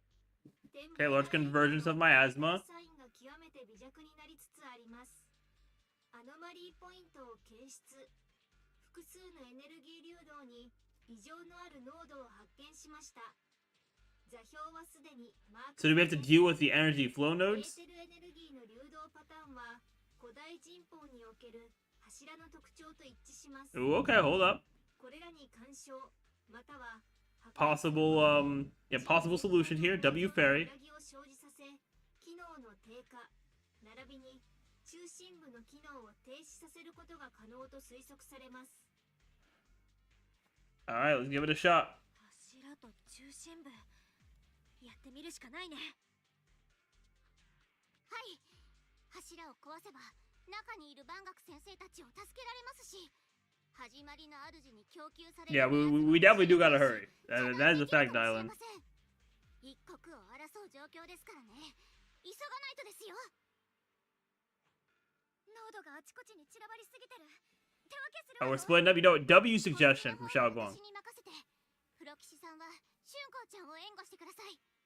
中心部の反応は目に見えて弱くなってますから。さあ早く。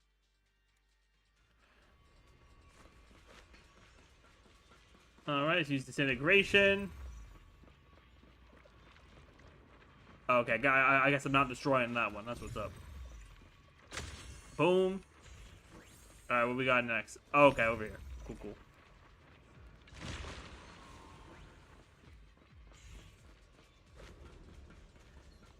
I'm glad they're showing where everything is here. That's what's up. Oh, now we gotta fight. Alright. Boom, boom. Then kick it up, alright. Then, alright, we got more of them over here. Boom, boom, boom. Oh, these little ones? Oh, these little ones are annoying. These little ones want to just explode. Alright, we got them though. Alright, W.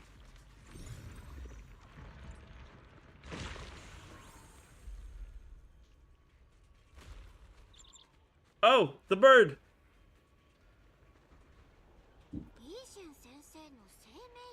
Oh, each one trying to send a message? Hold up.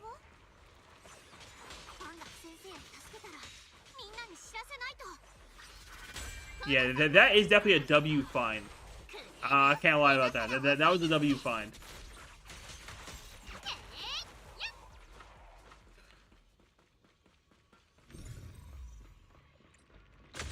Alright, disintegrate. Oh.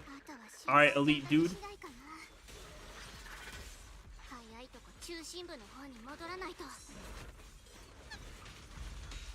Boom, boom, boom.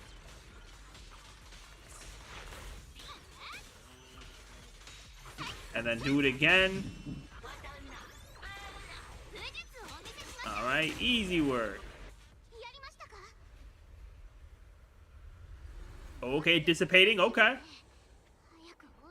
Alright, let's see what we got over here now. Oh, we finally get our DPS. We finally get Banyu. Let's go. Boom, boom. Get Banyu in here. I should have clicked on the bang boo, but it's okay.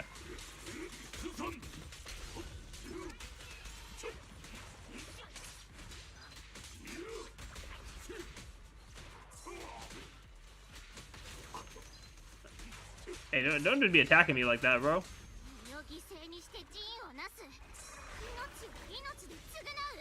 Alright, boom. Banyu.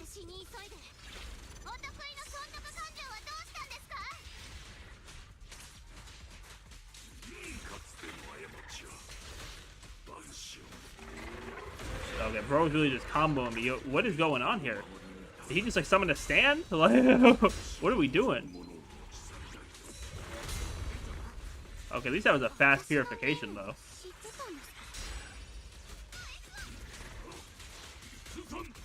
Okay, easy work, easy work. We getting through all these ethereals over here. Oh, is it time to cook? Oh, it's time to cook. There's the enhanced form. There it is. Ooh, hold on. That was a little crazy. That was a little crazy. The impact frames? Yes, sir. Hey, W Banyu, man. W Banyu. Yeah, he's a little cooked, though, because he's been fighting. Ooh, hold up, stopping him. Wait, what's going on here? Oh, he meditating? Oh, he's taking out his core?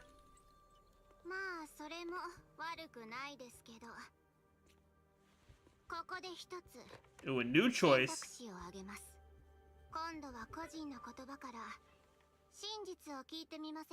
Okay, hold on. Dial in redemption.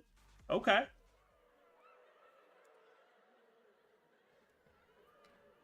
Possible dial in redemption.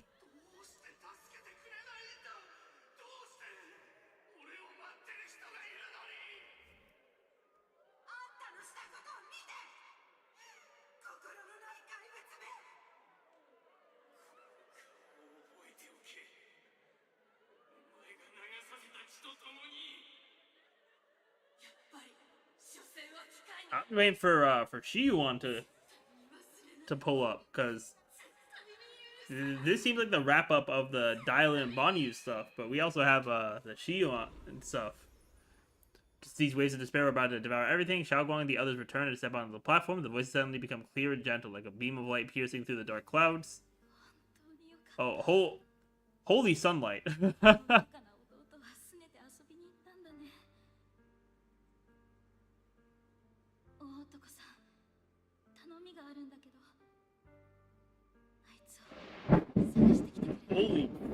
Holy lightning and thunder. My fault, chat. That one was a little. That one was crazy. I can't even say a little. That one was crazy.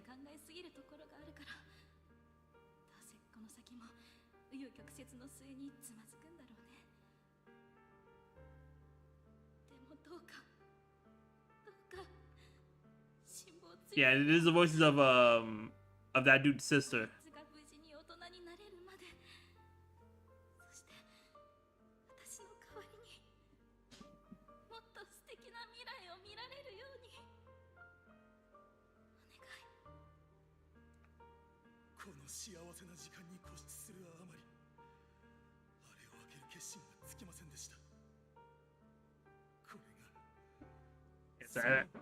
Yeah, everyone's just yeah,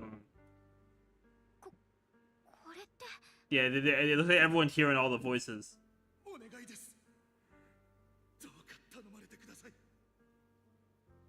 僕たちの子供はまだこんなにも幼い。宮妻に襲われる直前、せめて子供たちだけでもと。Oh, is Xiaoguang even like visible here? Oh, wait, the text is just blocking her. Like, low key, it's like did they forget to draw her in? It's like they forgot to draw her in, so they drew her in the worst spot possible. Like thinking that she's not there is not ridiculous. It's not ridiculous at all. お願い、万学さん。この二人を連れてできるだけ遠くへ行って、釈園と春光さえ生き延びてくれれば、もう私たちはお願いします。どうか。ありがとう、大男さん。本当にありがとう。ありがとう。これで心残りはありません。いつかあの子たちがここに戻ってくることがあったら、どうか伝えてあげてちょうだい。お父さんとお母さんはあなたたちを笑顔で見送っていたと。Where the seas fade away and the final words come to a peaceful finish. お父さん、お母さん、私の決心きっと分かってくれるよね。姉ちゃん、姉ちゃん、なんでこんな、どうしてだよ。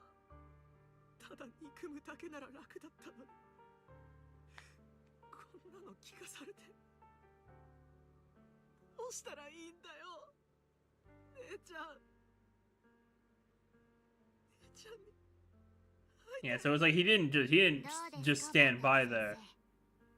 あんたのせいで消えた声と、あんたのおかげでまだ存在できてる声がちゃんと聞こえました。これが真実の重みってやつですよ。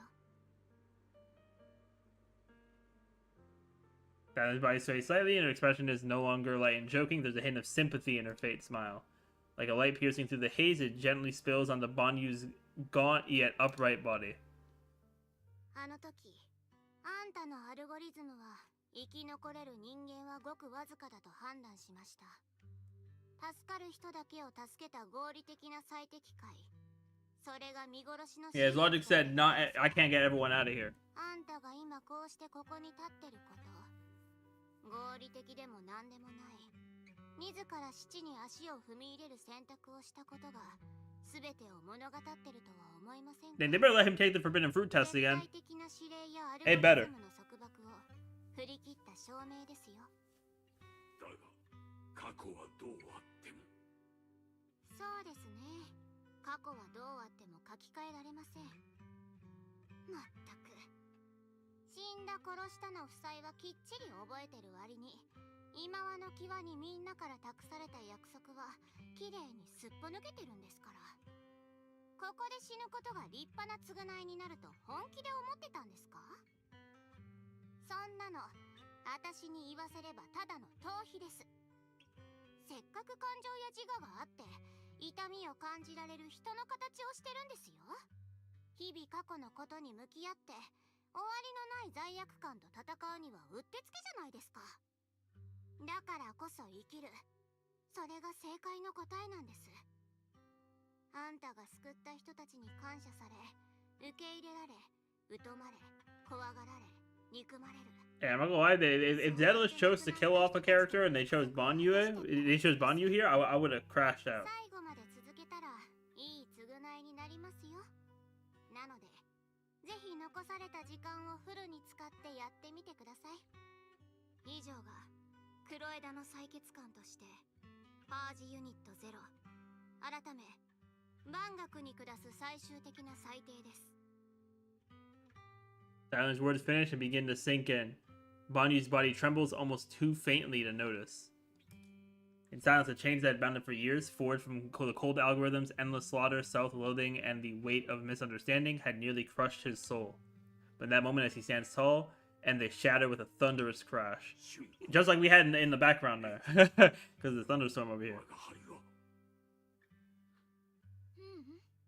いいの、万学先生。実は私、この間故郷の橋を渡った時、もう全部思い出してたから。なんと。先生が自分のことをまるで加害者みたいに思ってるのが意外だった。だって私とお兄ちゃんにとってあなたはお父さんとお母さんが命と引き換えに示してくれた生きる道だったから。それにきっと両親は私たち兄弟と一緒にあなたにも一人の人として生きる道を託したんじゃないかなって思うの。だからダイアリーの言う通りだと思うよ。 Hey man, all I'm saying is if at some point they go back to the characters in Wi-Fi Peninsula, like story-wise, we need to see Banyu and Ishwan just have an aura off. Because they're the two characters with by far the most aura in the Wi-Fi Peninsula. Or at least like in this like Wi-Fi Peninsula arc. ありがとう、ダイアリー。二人の最後の言葉をもう一度聞くチャンスをくれて。春光のご両親は優しい人たちだったんだね。そして春光も立派に二人の意志をちゃんと受け継いでるんだ。と言っても、ねえケンさん、これはあくまで私たちの選択だから。あなたが万学先生とどう向き合うかは自分で決めるべきだと思う。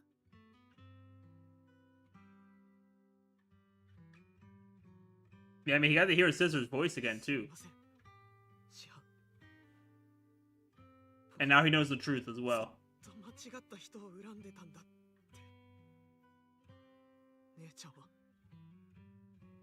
Hey man, but just like Banyu now, you're gonna live on and make up for everything. お主の姉君はあのホローの深きで我が輩を見つけてくれた恩人。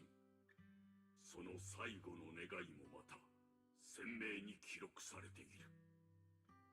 我が輩が救うことのできなかったあまたの面影と同じく決して色あせることはない。両兄弟を救い出した後、英飛地区でお主を探し回ったが徒労に終わった。Oh, he knew frame one. 道場にふらりと現れた時はすぐ彼女の弟だと分かったものだ。その頃お主は姉君と同じ目をしていたゆえ。そんな師範は最初からご存知だったんですか？なのに弟子として迎え入れてくれたばかりか、何一つ惜しむことなく指導を。僕なんです。僕があのサラとかいうやつと組んで師範が人望を非道。 Hey, at least we to what I think we saved him from becoming like full on Exaltus, unless Sarah had a backup plan for him. 復讐を果たせるしで一挙両得だと思ったんだ。彼女にとってネイケンさんは使い捨ての利く盤上の駒に過ぎなかったんです。肝心の宮妻ですけど、これが本当に浄化されてるのかどっかに吸い出されてるのかはまだわからないんですよ。事態はもうあんたが想像してるよりずっと込み入ってます。私たち全員知らないうちにもっと深いとこにある策略に巻き込まれてる。皆さん、こんなこと今更言ったって手遅れかもしれないし、春光先生に合わせる。 Xiaoguang Shifu. Alright, she don't got that much motion at this point. Calm down. Oh, she left a message? Okay, hold up. え、釈円さんから？お兄ちゃんはなんて？彼は僕とサラの関係を知らないようだった。We'll have a look for a black bird inside the hollow, which we did find. Dylan found. 黒い鳥生命帳まさか師匠生命帳を使ってお兄ちゃんと連絡を取ってたの？なるほど、それでつながりました。私さっき柱を探してた時宮妻に囚われてた黒い鳥を助けたんですよ。その生命帳とやらはまっすぐ飛び去っていきました。ネーケンさんの話からするに Yeah, it probably flew either to Shiyuan or it's flying to Ishuan. 託してたんでしょうね。けどあんまり返事が来ないものだから何か問題が起きたと思って信頼できそうな万学先生の弟子に捜索を頼んだってところでしょうか。あの生命帳を動けなくしちゃうなんてそれこそ始まりの主にしかできない芸当だと思うわ。どうしよう、お兄ちゃんは今完全に But surely we're about to see him, right? Like, surely. 春光よ、この地は危険だ。お主らの状態を鑑みれば即刻引くのが吉であろう。他の修行者と適当感に戻りイーシェンの援護を待つべきだ。確かに今ここに残っても僕は足手まといになるだけです。師範、皆さんくれぐれも気をつけて。イーシェン宗主が見えたらすぐに状況を報告しておくよ。私はさっきからこの辺りで生命権が Yeah, but yeah, something you're destined to face ahead is absolutely right from what I know. だから引けないわ。 Yeah, so she can't turn back now. 私ここへ来る前にリンと話したの。もうお留守番はしない。大切な人がフォローで危ない目に遭ってるのを見過ごしたりなんてしないって。Yeah, we support Xiao Guang over here. 春光はもう決心したよ。私たちにできるのは信じてあげることだけだと思う。全くです。ただでさえ時間がない上に実の兄が生きてるかどうかもわからない状況で回れ右しろなんて。 Not Dylan being like, yeah, come on, Bonnie, lock in. どうするんです、万学先生。春光ちゃんを気絶させて連れ出すか彼女の決心を尊重するかの二択ですよ。それにお気づきかわからないですけど今のあんただって結構ズタボロですからね。 Yeah, Bonnie is a little messed up right now because Bro was fighting. 継承者に助けてもらう羽目になるかもしれません。よかろう。皆心して先に進むのだ。軽はずみな行動は慎むべしと心。 That's a fair request. And he gives in, and Ninkian says goodbye to everyone before returning the way he came. さて、迷える子羊は無事改心させましたし。 Alright, let's go meet up with Shiyuan and Sarah potentially. Oh, yep. There she is. Dang, crazy how Dylan was just looking up. As they're sending something, Dylan suddenly stops and looks towards the shadows nearby. Sarah walks out slowly with her usual enigmatic smile as if she was just passing by and hadn't been spying on her for long. Yeah, alright, Sarah.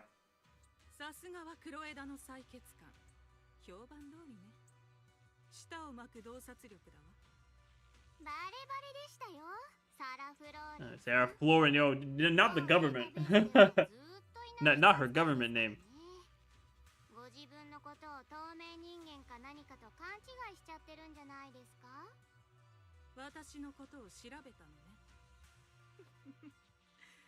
けどもうすっかりほとぼりも冷めたし、過去のことなんてどうでもよくなってるの。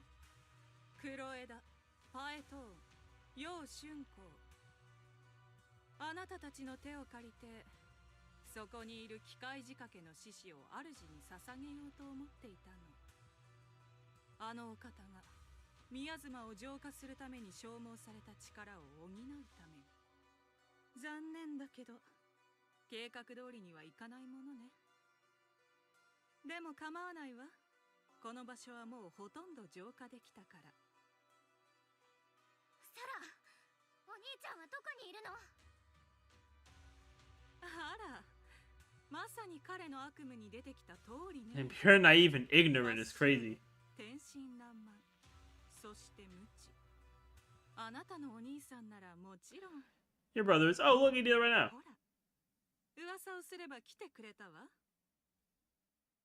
Maybe a strange figure appears nearby. It turned out to be Eishiyuan, but different. With a cooler design. His face is filled with shock when he sees Xiaoguang. 春光どうして本山で修行中のはずではなかったのか。誰に言われてここへ。 Who sent her here? She sent herself here. その格好、まさかお兄ちゃんも？今すぐ戻るんだ。ここは君が来るべき場所ではない。 Hey, what's going on, Brendan? And let me guess too, Brendan. You fell asleep. You fell asleep after I told you I was gonna be streaming. シャクエンさん、みんな心配してる。 Absolutely, yes. See, I know you. I know you too well. あの手紙、やっぱりお兄ちゃんが書いたんじゃないんだね。生命圏とのつながりを断つ方法なんて。手紙手紙だって。あなたですね、サラ。一体何をしてくれたんです。どうして妹がここに。落ち着いてちょうだい。あなたが始まりの主を求めているのはあの子を救いたいからなんでしょ。私としてはドラマチックな再会を手配するくらいのことは当然だと思っていたのだけど。 Hey, but Brendan, you know, hopefully you're having a great day so far, man. Hopefully your nap went well too. 忘れないで。始まりの主に選ばれた導き手は私。 Yeah, he really said only I can do this. あのお方をこちら側に降臨させるための門を開けられる。あなたの悲願が成就するときはもうすぐ目の前まで来ているわ。たった一人の妹のために何もかも投げ打つ覚悟があるのよね。 What's Sarah about to do now, though? That's the real question. 水の泡になってしまうでしょう。 Pained, Yeishiyuan glances at Xiaoyugong, who has her hands anxiously extended towards him, and suddenly closes his eyes. As he opens them again, you see a look of determination. 春光、僕の言うことを聞くんだ。みんなと一緒に戻りなさい。信じてくれ。 Probably for your bearded dragon trip soon, but otherwise you haven't done much. Wait, what do you mean your bearded dragon trip? I am unaware. Like I know you posted a picture of you with what I think was a bearded dragon, but what yeah, what trip are you going on?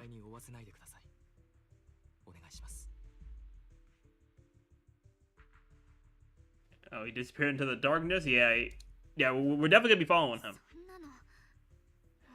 We're definitely following him, 100%. 追いかけないわけないじゃない。お兄ちゃんのバカ。親しい人を出しにするのって卑劣ですよね。効果的ですけど。ぼーっとしてないで追いかけますよ。お兄ちゃん、サラたちが向かった方向、トレースできそう？ I know, I just call him wise but fairy locking.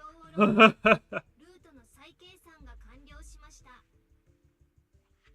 距離はそれほどでもないけれど、宮妻の濃度はこれまでよりも。 You must have a guy's habitat when you get the enclosure ready to get loose out. 気をつけるんだ。 Oh, that's what's up. Yeah, I wasn't sure that you were actually pulling the trigger to get the bearded dragon, but that's what's up. That is what's up, man.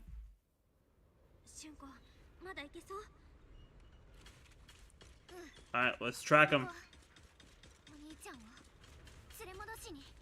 Alright, Boleon, what you got for me? The aura up ahead. The aura ahead felt sinister. I fear it may be a dangerous place. It's best to be prepared. Ooh, I could choose a third character? Alright, let's just, お客様、きっと楽しいお仕事の話ですよね。 You know what? We'll use Zhao. Oh, wait, no, Zhao does not fit here. You know what? Let's use Asriel. Old reliable. Old reliable.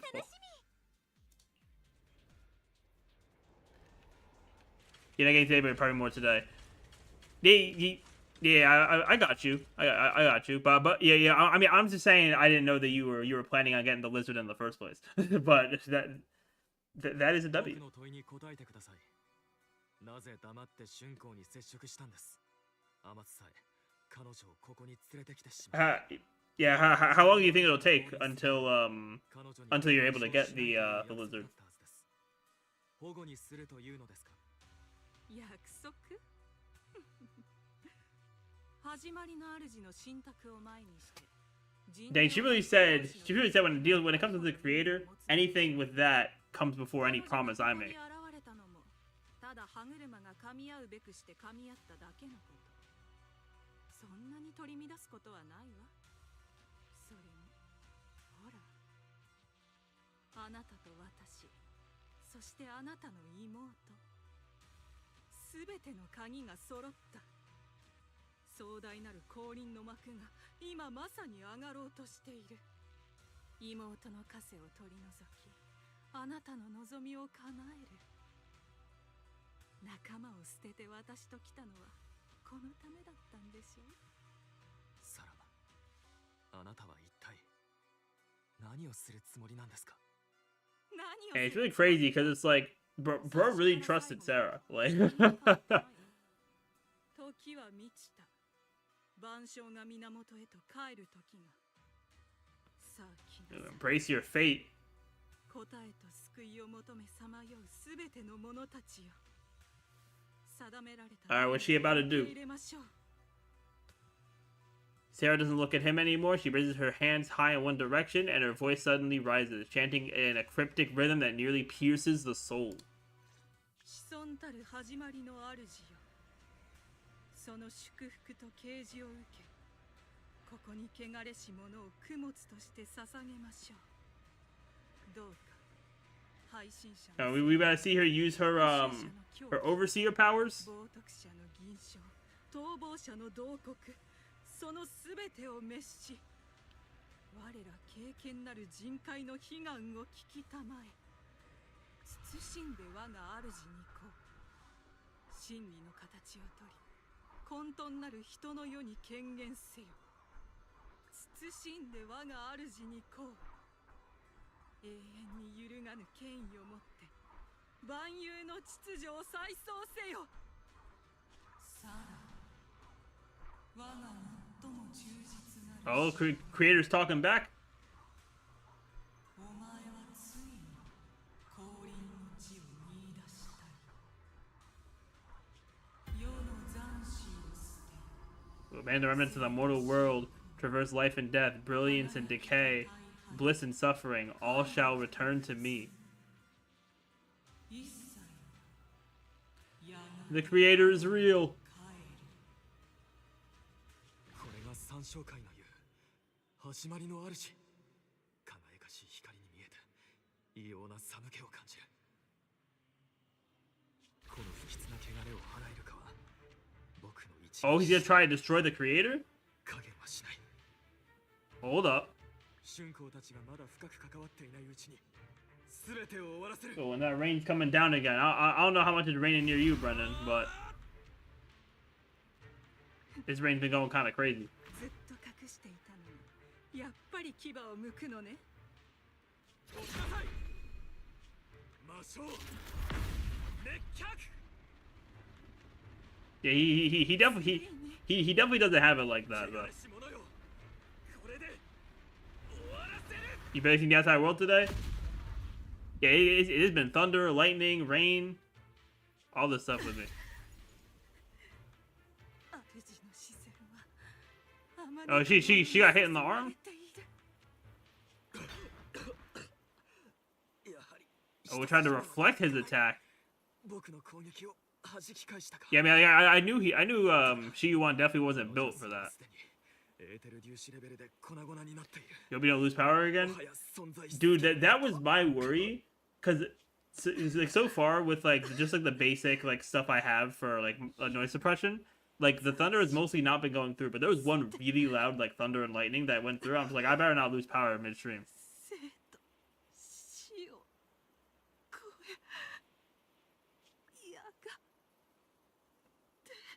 You know, they kind of cook with the art style for her. こちら Oh, she's getting flashbacks now? ハンドタイフォロー行動部特別調査小隊所属サラ。私たちの正体は要警戒エーテリアス殲滅作戦に巻き込まれ、すべての隊員と連絡が途絶。待って、お願い、行かないで。助けて、死にたくない。助けて。いや、置いていかないで。 But now the question is, who saved her? 誰でもいい。助けて。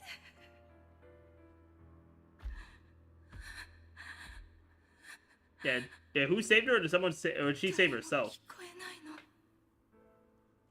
神様、もし本当にいるのなら、どうか答えて。ここは Oh, is that Mevarok? AKA, Isolde? 幸運な子供よ。君は始まりの主のご意志によって選ばれ、エーテリアスと化す寸前で人の世に連れ戻されたのです。その壊れかけた体に流れる俗液 Oh, の the blood of the creator. ここに属する何よりの証。始まりの主。それに俗液ってあなたは。 Okay, okay, okay. No, that's not Mevarok. But yeah, they were just the current overseer. That's why they have the same kind of thing. Okay. 慈悲深き始まりの主がここが君の新たな安息の地だと指し示してくださったのです。いえ、ごめんなさい。私にはまだ帰るべき場所が。 何度も言ったはずだ。対フォロー行動特別調査小隊など。 Okay, so she got saved by the Exaltists. Tried to go back to HSO. They were telling her she's crazy, even though she was definitely employed by them. And then I assume she ended up just staying with the Exaltists. あと一歩進めば属性の罪から解放されよう。周域への門へと至る道に再走はある。生と死、存在と不在、輝きと大敗、快楽と苦痛、すべてが始まりの主へと帰る。なぜなら主はもとよりすべての始まりであるため。彼は私の中に、私の体、そして魂に The seed of evil have long refused to face. 私が向き合うことを拒んできた悪の種子が隠れている。あなた様が張り巡らせた因果の輪がようやく見えました。あの救済を求める声の中で世の残死を捨て生と死を。 Yeah, so I guess it's how she became an Exaltist, and then just through devotion and then them, having to swap overseers, she eventually got the position. 名もなき刻印の導きとして主を訪ねる人につきましょう。結末をすでに示されし始まりの主よ。今あなた様の予言を成し遂げました。どうか私を受け入れてください。まずい。始まりの主よ。一つになり Oh, hold up. 認めてくださるのですね。なんだ。サラとあれの気配が一瞬にしてどちらも消えた。違う。 Ooh, what's about to happen? Hold up.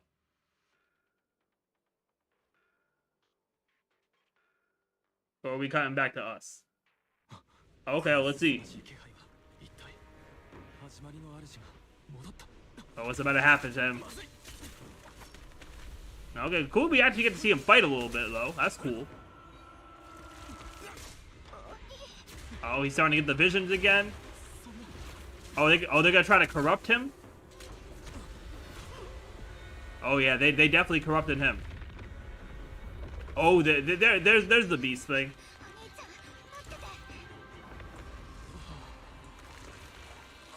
Yeah, bro is definitely getting corrupted.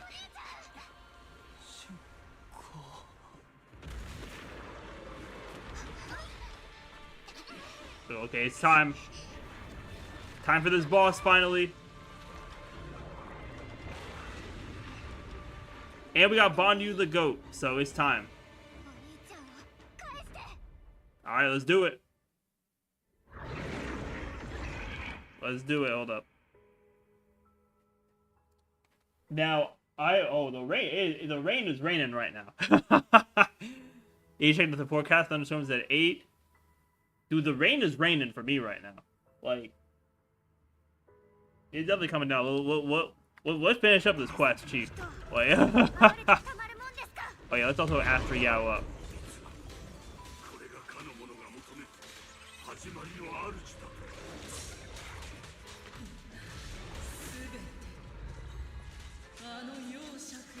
Alright, let's ult up real quick while Sarah monologues.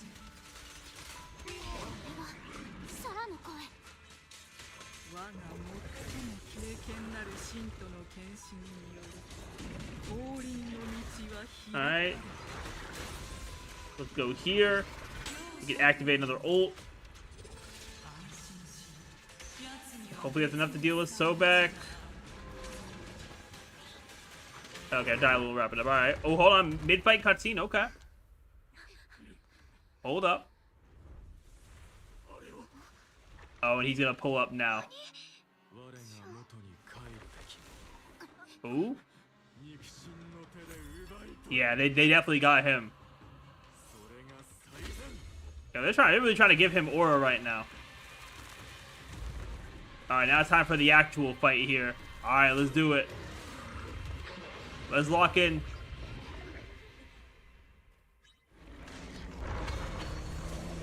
Alright. I had to get my clip real quick. Boom. Alright, yeah, Astra Yao, lock in. Dial in, do your thing over here. Oh yeah, that rain is no joke over there. I'm trying to get this quest done.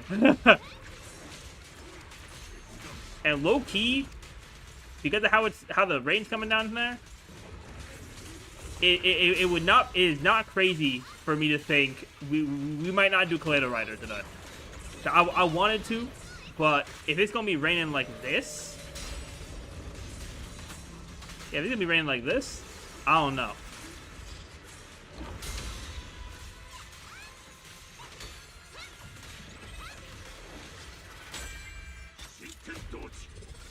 Yeah, because the rain is raining right now. Like I'm glad I don't got work today or tomorrow with all this rain we're getting.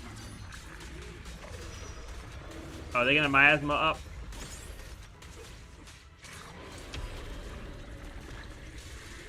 Oh, of course, I activate this with Bondi.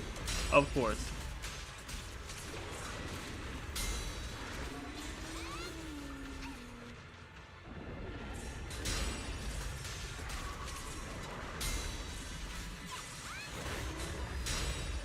Alright, parry that. Let's ult up.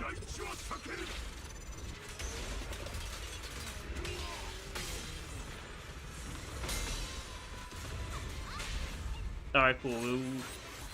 We got that. Let's get into Banyu here. Okay, already almost done with the fight, too. Boom, light work.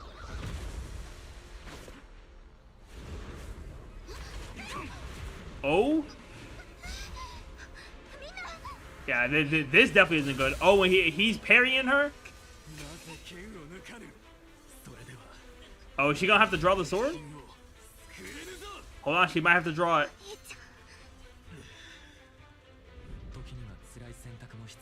Yeah. It's crazy how much of a glow up his thrall design does. Okay, push him back. Alright, it's time. Alright, open that seal. Alright, it's time for the Qingming sword to lock in. We gotta see the transformation. Hold up.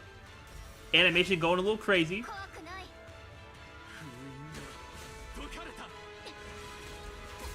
Yeah, seal's broken, but you gotta deal with this sword now. You're about to get blown back, actually. Okay, she hasn't transformed yet. She's just using it. Okay, they fighting. Hold on. This fight choreography going a little crazy. Yeah, bro was not ready. I'm telling you, he was not ready there. Oh, nah, brought her in. Yeah, she definitely gonna have to transform now. Yeah, I was gonna say she definitely gonna have to transform now. Yep, there it is.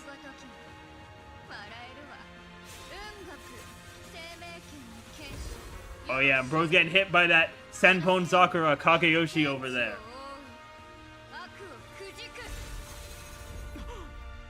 Cooked him. Cooked him, respectfully.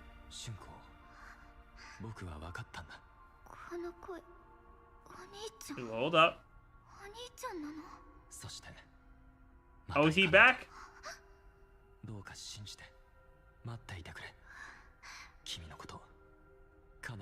Yeah, that sounds like his normal voice again.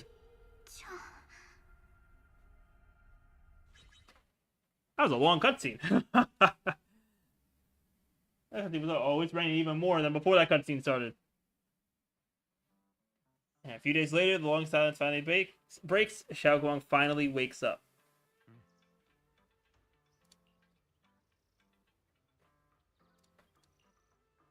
Alright, let's go check on her.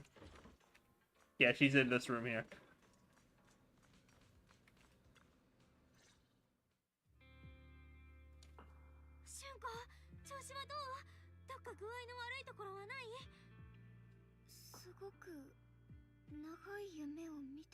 Yeah, I mean, she definitely had a long dream. They said she was asleep for a few days.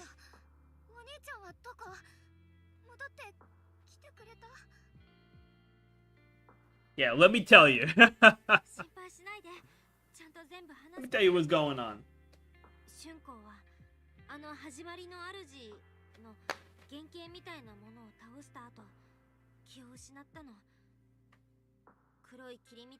Yeah, I'm not gonna lie, y'all. Look outside. I just see water coming down from the sky, like a lot of it. Yeah, I think just to make sure everything will be good, I'm gonna end stream after we finish the quest. Like we won't do Kaleidorider on stream, unfortunately, but it is what it is. I'd rather be safe than have stream get cut out. So yeah, we still probably got a few minutes left, but just because the rain is raining. This is like torrential downpour type stuff.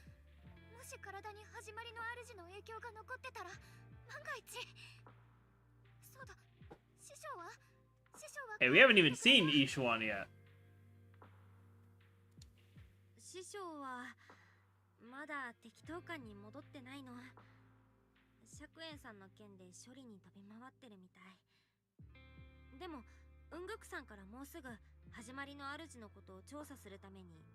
Oh, I'm dropping frames. I'm dropping frames. Oh no. I knew I had a feeling this would happen. I had a feeling it would happen. Yeah, definitely finishing this up. Definitely finishing it up and ending because we just dropped frames for a second.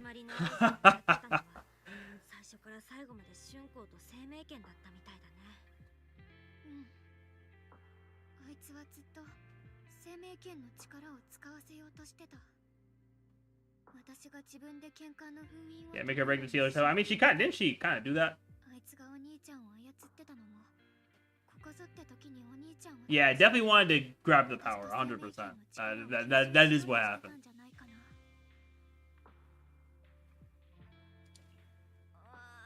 じゃあ覚えてる？始まりの主をどうやって倒したか。あの時はギリギリだったから、生命剣の力を本当の意味で解放した時、剣と私の間に不思議な共鳴みたいなものを感じた。この剣に宿ってる力なら目の前にいる敵を消滅させられる、そう直感的に分かったの。だからこそ最後の一撃でお兄ちゃんを取り戻せるって信じてた。その他には Yeah, anything else you felt? 感じなかった？他にって？ Yeah, like her appearance. 例えば体のこととか、少なくとも見た目には変化があったように。 Yeah, she really had a whole like form change whenever she uses that transformation. 真っ白になってさ。ひょっとして代償のことを心配してくれてるのね。安心して。確かにあの姿は剣の影響だったと思うけど、私はちゃんと Okay, so the repercussions didn't hit her crazy at all from that. It just made her sleep for a few days. もし不安ならテストしてくれていいわよ。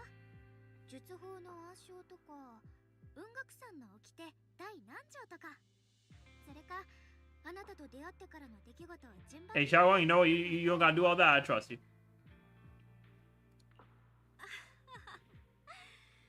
本当に大丈夫みたいだね。それならよかった。そうね。普段は私あんまり運には恵まれない方なんだけど、たまにはこのくらいいいことがあってもいいわよね。まあせっかくお兄ちゃんを見つけたのに、またすぐいなくなっちゃったんだ。 I'm sure he'll return to yeah, I'm sure he'll return to Yukui Summit after everything, because the 2.5 quest, the next one we gotta do is the last one for this like arc, right? So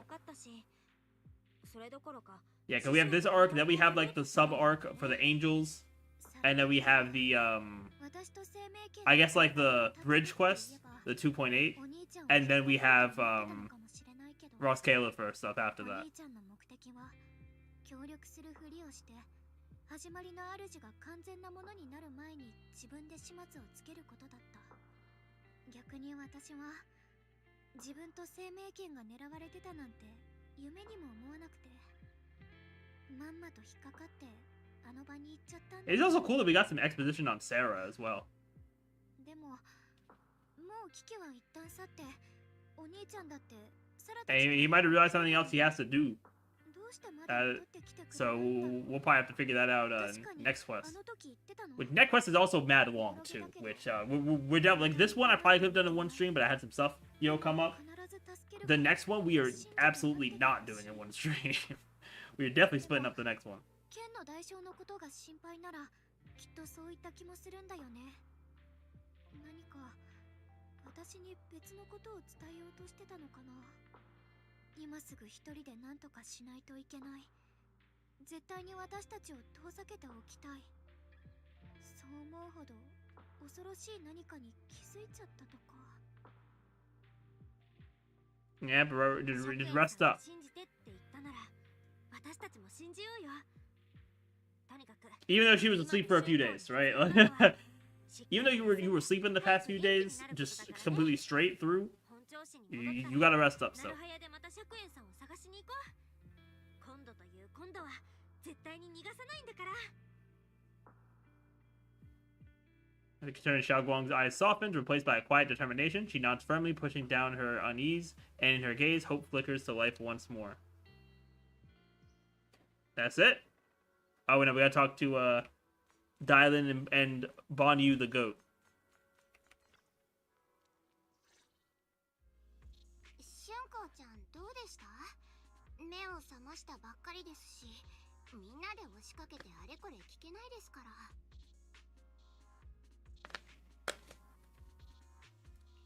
まだ釈園さんのことは引きずってるけど、あの怪物を倒してお兄さんもその場から脱出 I will say though, for me dropping frames, I was surprised it took that long. Because for most of the stream, it has been raining. Like, not as crazy as it is right now, but... 春光の精神状態により一層留意してもらえるだろうか。 And we'll keep an eye on her. あの子が生命権を抜いたのはお兄さんだけじゃなくて私たちのためでもあったんだもん。責任を持って付き添うよ。まあ、あの子は私たちが思ってる以上に強いですからね。だから余計に心配したくなるところもあるんですが。さて、本題に入りましょうか。共鳴するシーン。 Okay, the resonance signal? Let's talk about it. お二人が言ってたあれは一体何なんですか？僕から説明しよう。あの時は突然のことで確証が持てず、すぐには伝えられなかったのだけれど、始まりの主というか、春光が撃退した謎の力が弾けた時、 4 areas in Lemnian Hollow simultaneously emitted extremely brief but highly similar energy resonance signals. Ooh. That'll probably be the next thing to for us to go in and investigate, huh? 具体的な場所が分かっているのは4つのうち3カ所。今回始まりの主が現れた航空跡地と、僕たちが三将会の司教メボラクと対峙したところ、そして赤日の丘で宮妻に包まれていた。 Alright, now when you say where we confronted, you talking about the 2.0 battle or the 2.2 battle? Yeah, all places we've been to. どれも私とお兄ちゃんが行ったことのある場所だね。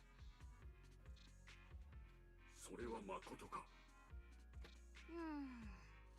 どれもラマニアンで人気の観光スポットってわけじゃないですもんね。奇妙なのはそれだけにとどまらない。 The fourth signal. 最後の4つ目なんだ。 They better not say Yunkui Summit. はい、この共鳴する信号を構成する Oh, severely blurred. 発信座標が極めて不安定であり、 So they know that there was a fourth signal, but it's uncalculable as to like where it is. They can't track it. 信号のピーク時、瞬間的な宮妻のエネルギーレベルはラマニアンホロー内における基地のあらゆる記録を上回るものでした。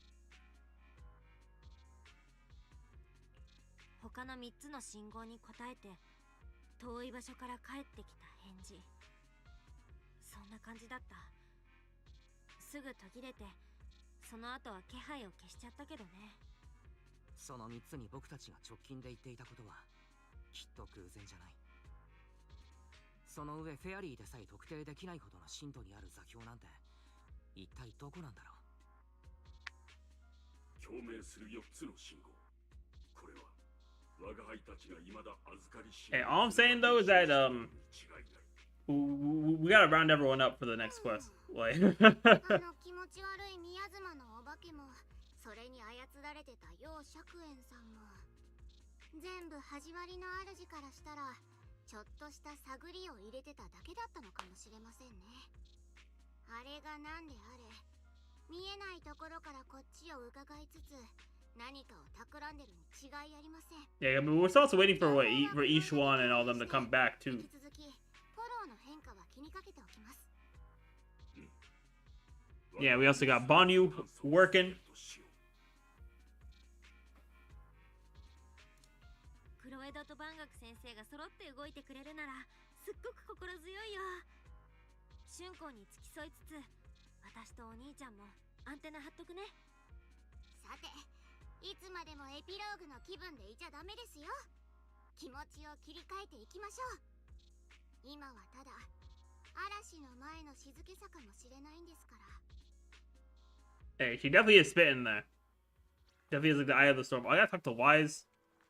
What, dude?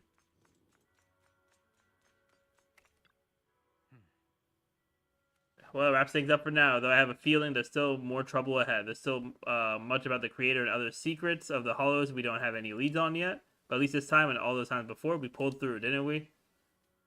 Yeah, at least we got reliable companions on our side. Yeah, at least we'll never have to fight alone. Well, anything else can wait until sunrise. Right now, all I want is a nice hot shower and sleep. Hell, you should get some rest too. You'll need your energy for our next adventure. Alright. And then they're gonna have me specifically go to bed. And then that should be the end of the quest, I would think. Oh, hold on, there's more. Meanwhile, as Dylan compiles her mission report, she's greeted by a familiar guest. Yep, there's Zhao again. Yep. Who's the cold, heartless executioner? Oh, they're talking about, Promea? Holy Promea mentioned?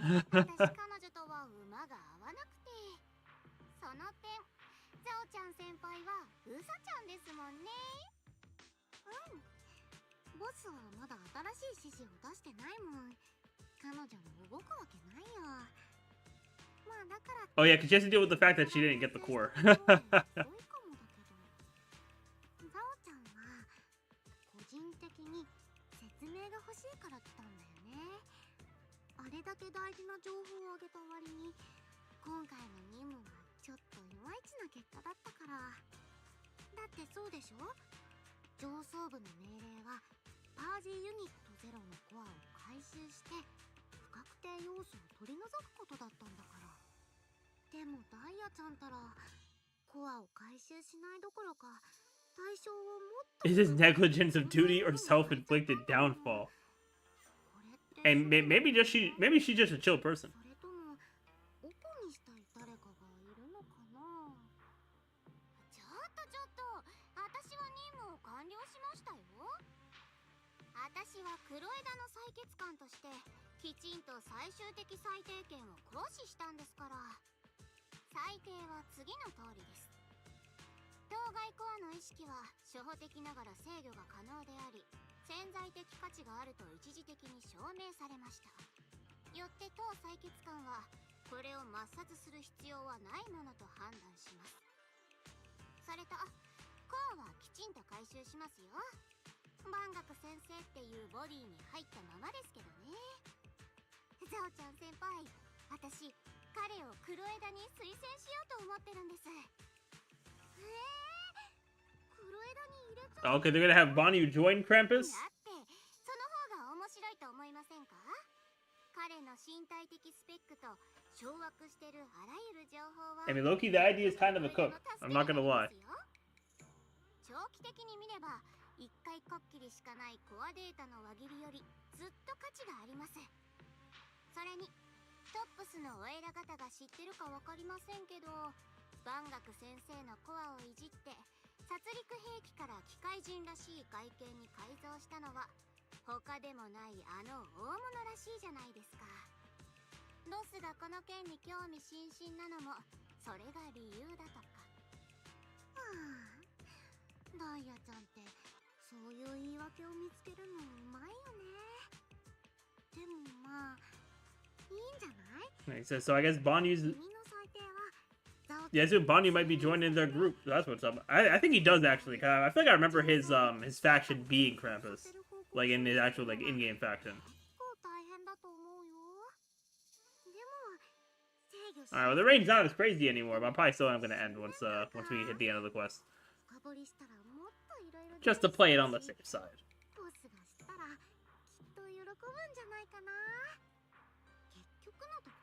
Plus, I guess it'll give me some extra time to work on videos, because we do got some videos we got to get done as well.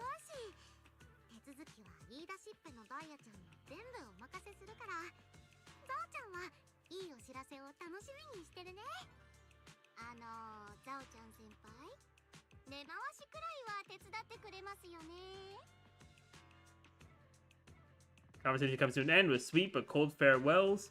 Dylan remains where she's standing and exhales softly. この黒枝からあんたの償いを始めましょうか。長い道のりになると思いますけど、私をがっかりさせないでくださいね。 Alright, the skies over Wi-Fi Peninsula remain heavy and gray, but for Banyu, the path towards a new life now lies open, and one less shadow stands in his way. The night deepens and all is silent. As Soybean Temple is surrounded in hazy moonlight, a single room is lit with a dim yellow light, like a stubborn little firefly in the darkness. Oh, hold up. More exposition. その次に適当館に行った時は監修代理なんて名乗ってたらリンに見つかっちゃってヤムチャ船に一緒に行った日私は可愛いワンピースを着てた。 Oh wait, hold on. So I'm assuming this is her, so she did lose her memories, but she's reading her diary. Cause I remember seeing the diary on the table. 金木犀のケーキを一緒に食べた。材料は蜂蜜につけた新鮮な金木犀、白玉粉、金柑の皮。万学先生は脂っこいのと辛いのが苦手で、お茶を出すときは取っ手が右側に来るようにする。ダイオリンは蜂蜜が好きだから普段の倍は入れないと。パンさんが教えてくれた秘伝のつけだれ、陳皮を細かくして肉を漬け込むときにちょっとだけ入れる。 I mean, W of her keeping a diary because of this, but it is always unfortunate when you see a character, or even in real life, when this kind of thing happens, where someone just like loses their memory, or loses some of their memories.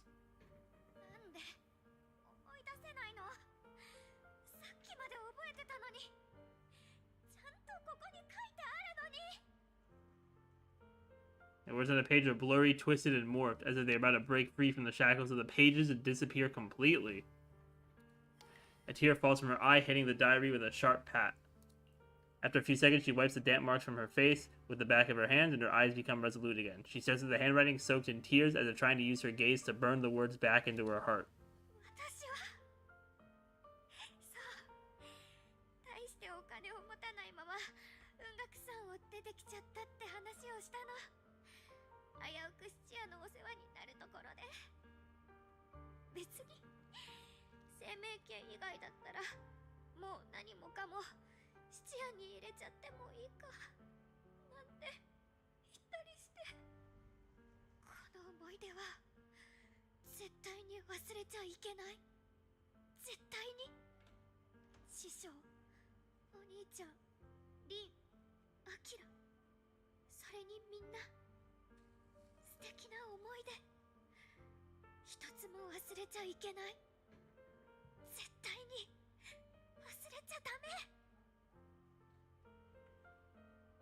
In the light, her lips move persistently, yet in vain, over and over again, repeating the fragments. Oh, we're doing fast text now? Okay. You know what? You got it on screen. You got it.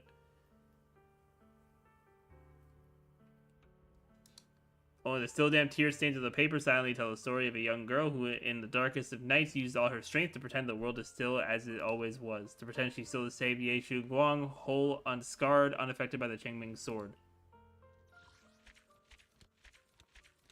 You're back for now, Dang, you really pulled up right at the end, man. Crazy.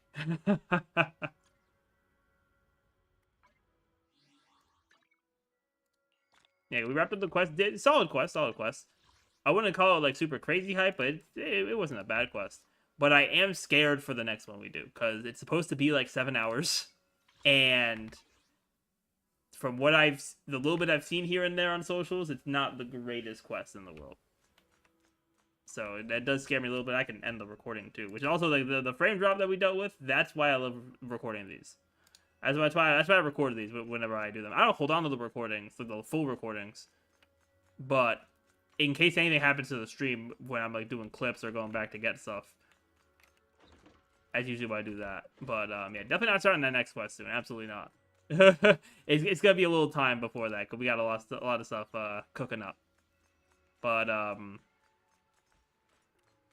yeah, I think this is gonna be it for me here. Yeah, we've been streaming a bit under 3 hours, so just a chill, low-key kind of stream. But I do appreciate y'all for coming to the stream. If you enjoyed and want to see more content from me, if you're on YouTube, be sure to hit that that subscribe button. If you're on Twitch, be sure to hit that follow button. The support is greatly appreciated, as always. Next time we're going to be live should be Thursday morning. We'll be playing the Silver Palace beta, which I'm excited to jump back into that game. Finally having their second beta test here, so that's going to be super cool. I am going to put my socials in the Twitch chat. If you're in YouTube, they are going to be in the description, but we do have a Discord server for our community and also any kind of like content updates I have. We also do have the YouTube, which we do post videos to. We also have Twitter for whenever I decide to post there. TikTok, we have been doing good with the shorts and TikToks and that kind of thing. And also, I still gotta make a command for this. I keep forgetting to do it. Grabbing the Instagram link too, because we do be posting on there as well. So that is gonna be it for me here. Thank you all so much for watching. Definitely excited for the streams we have later this week, because like I said, we have Silver Palace Thursday, and then Friday we're doing a long stream for the Honkai Star Rail Fate collab. So definitely hope to see you all there, but that'll be it for me.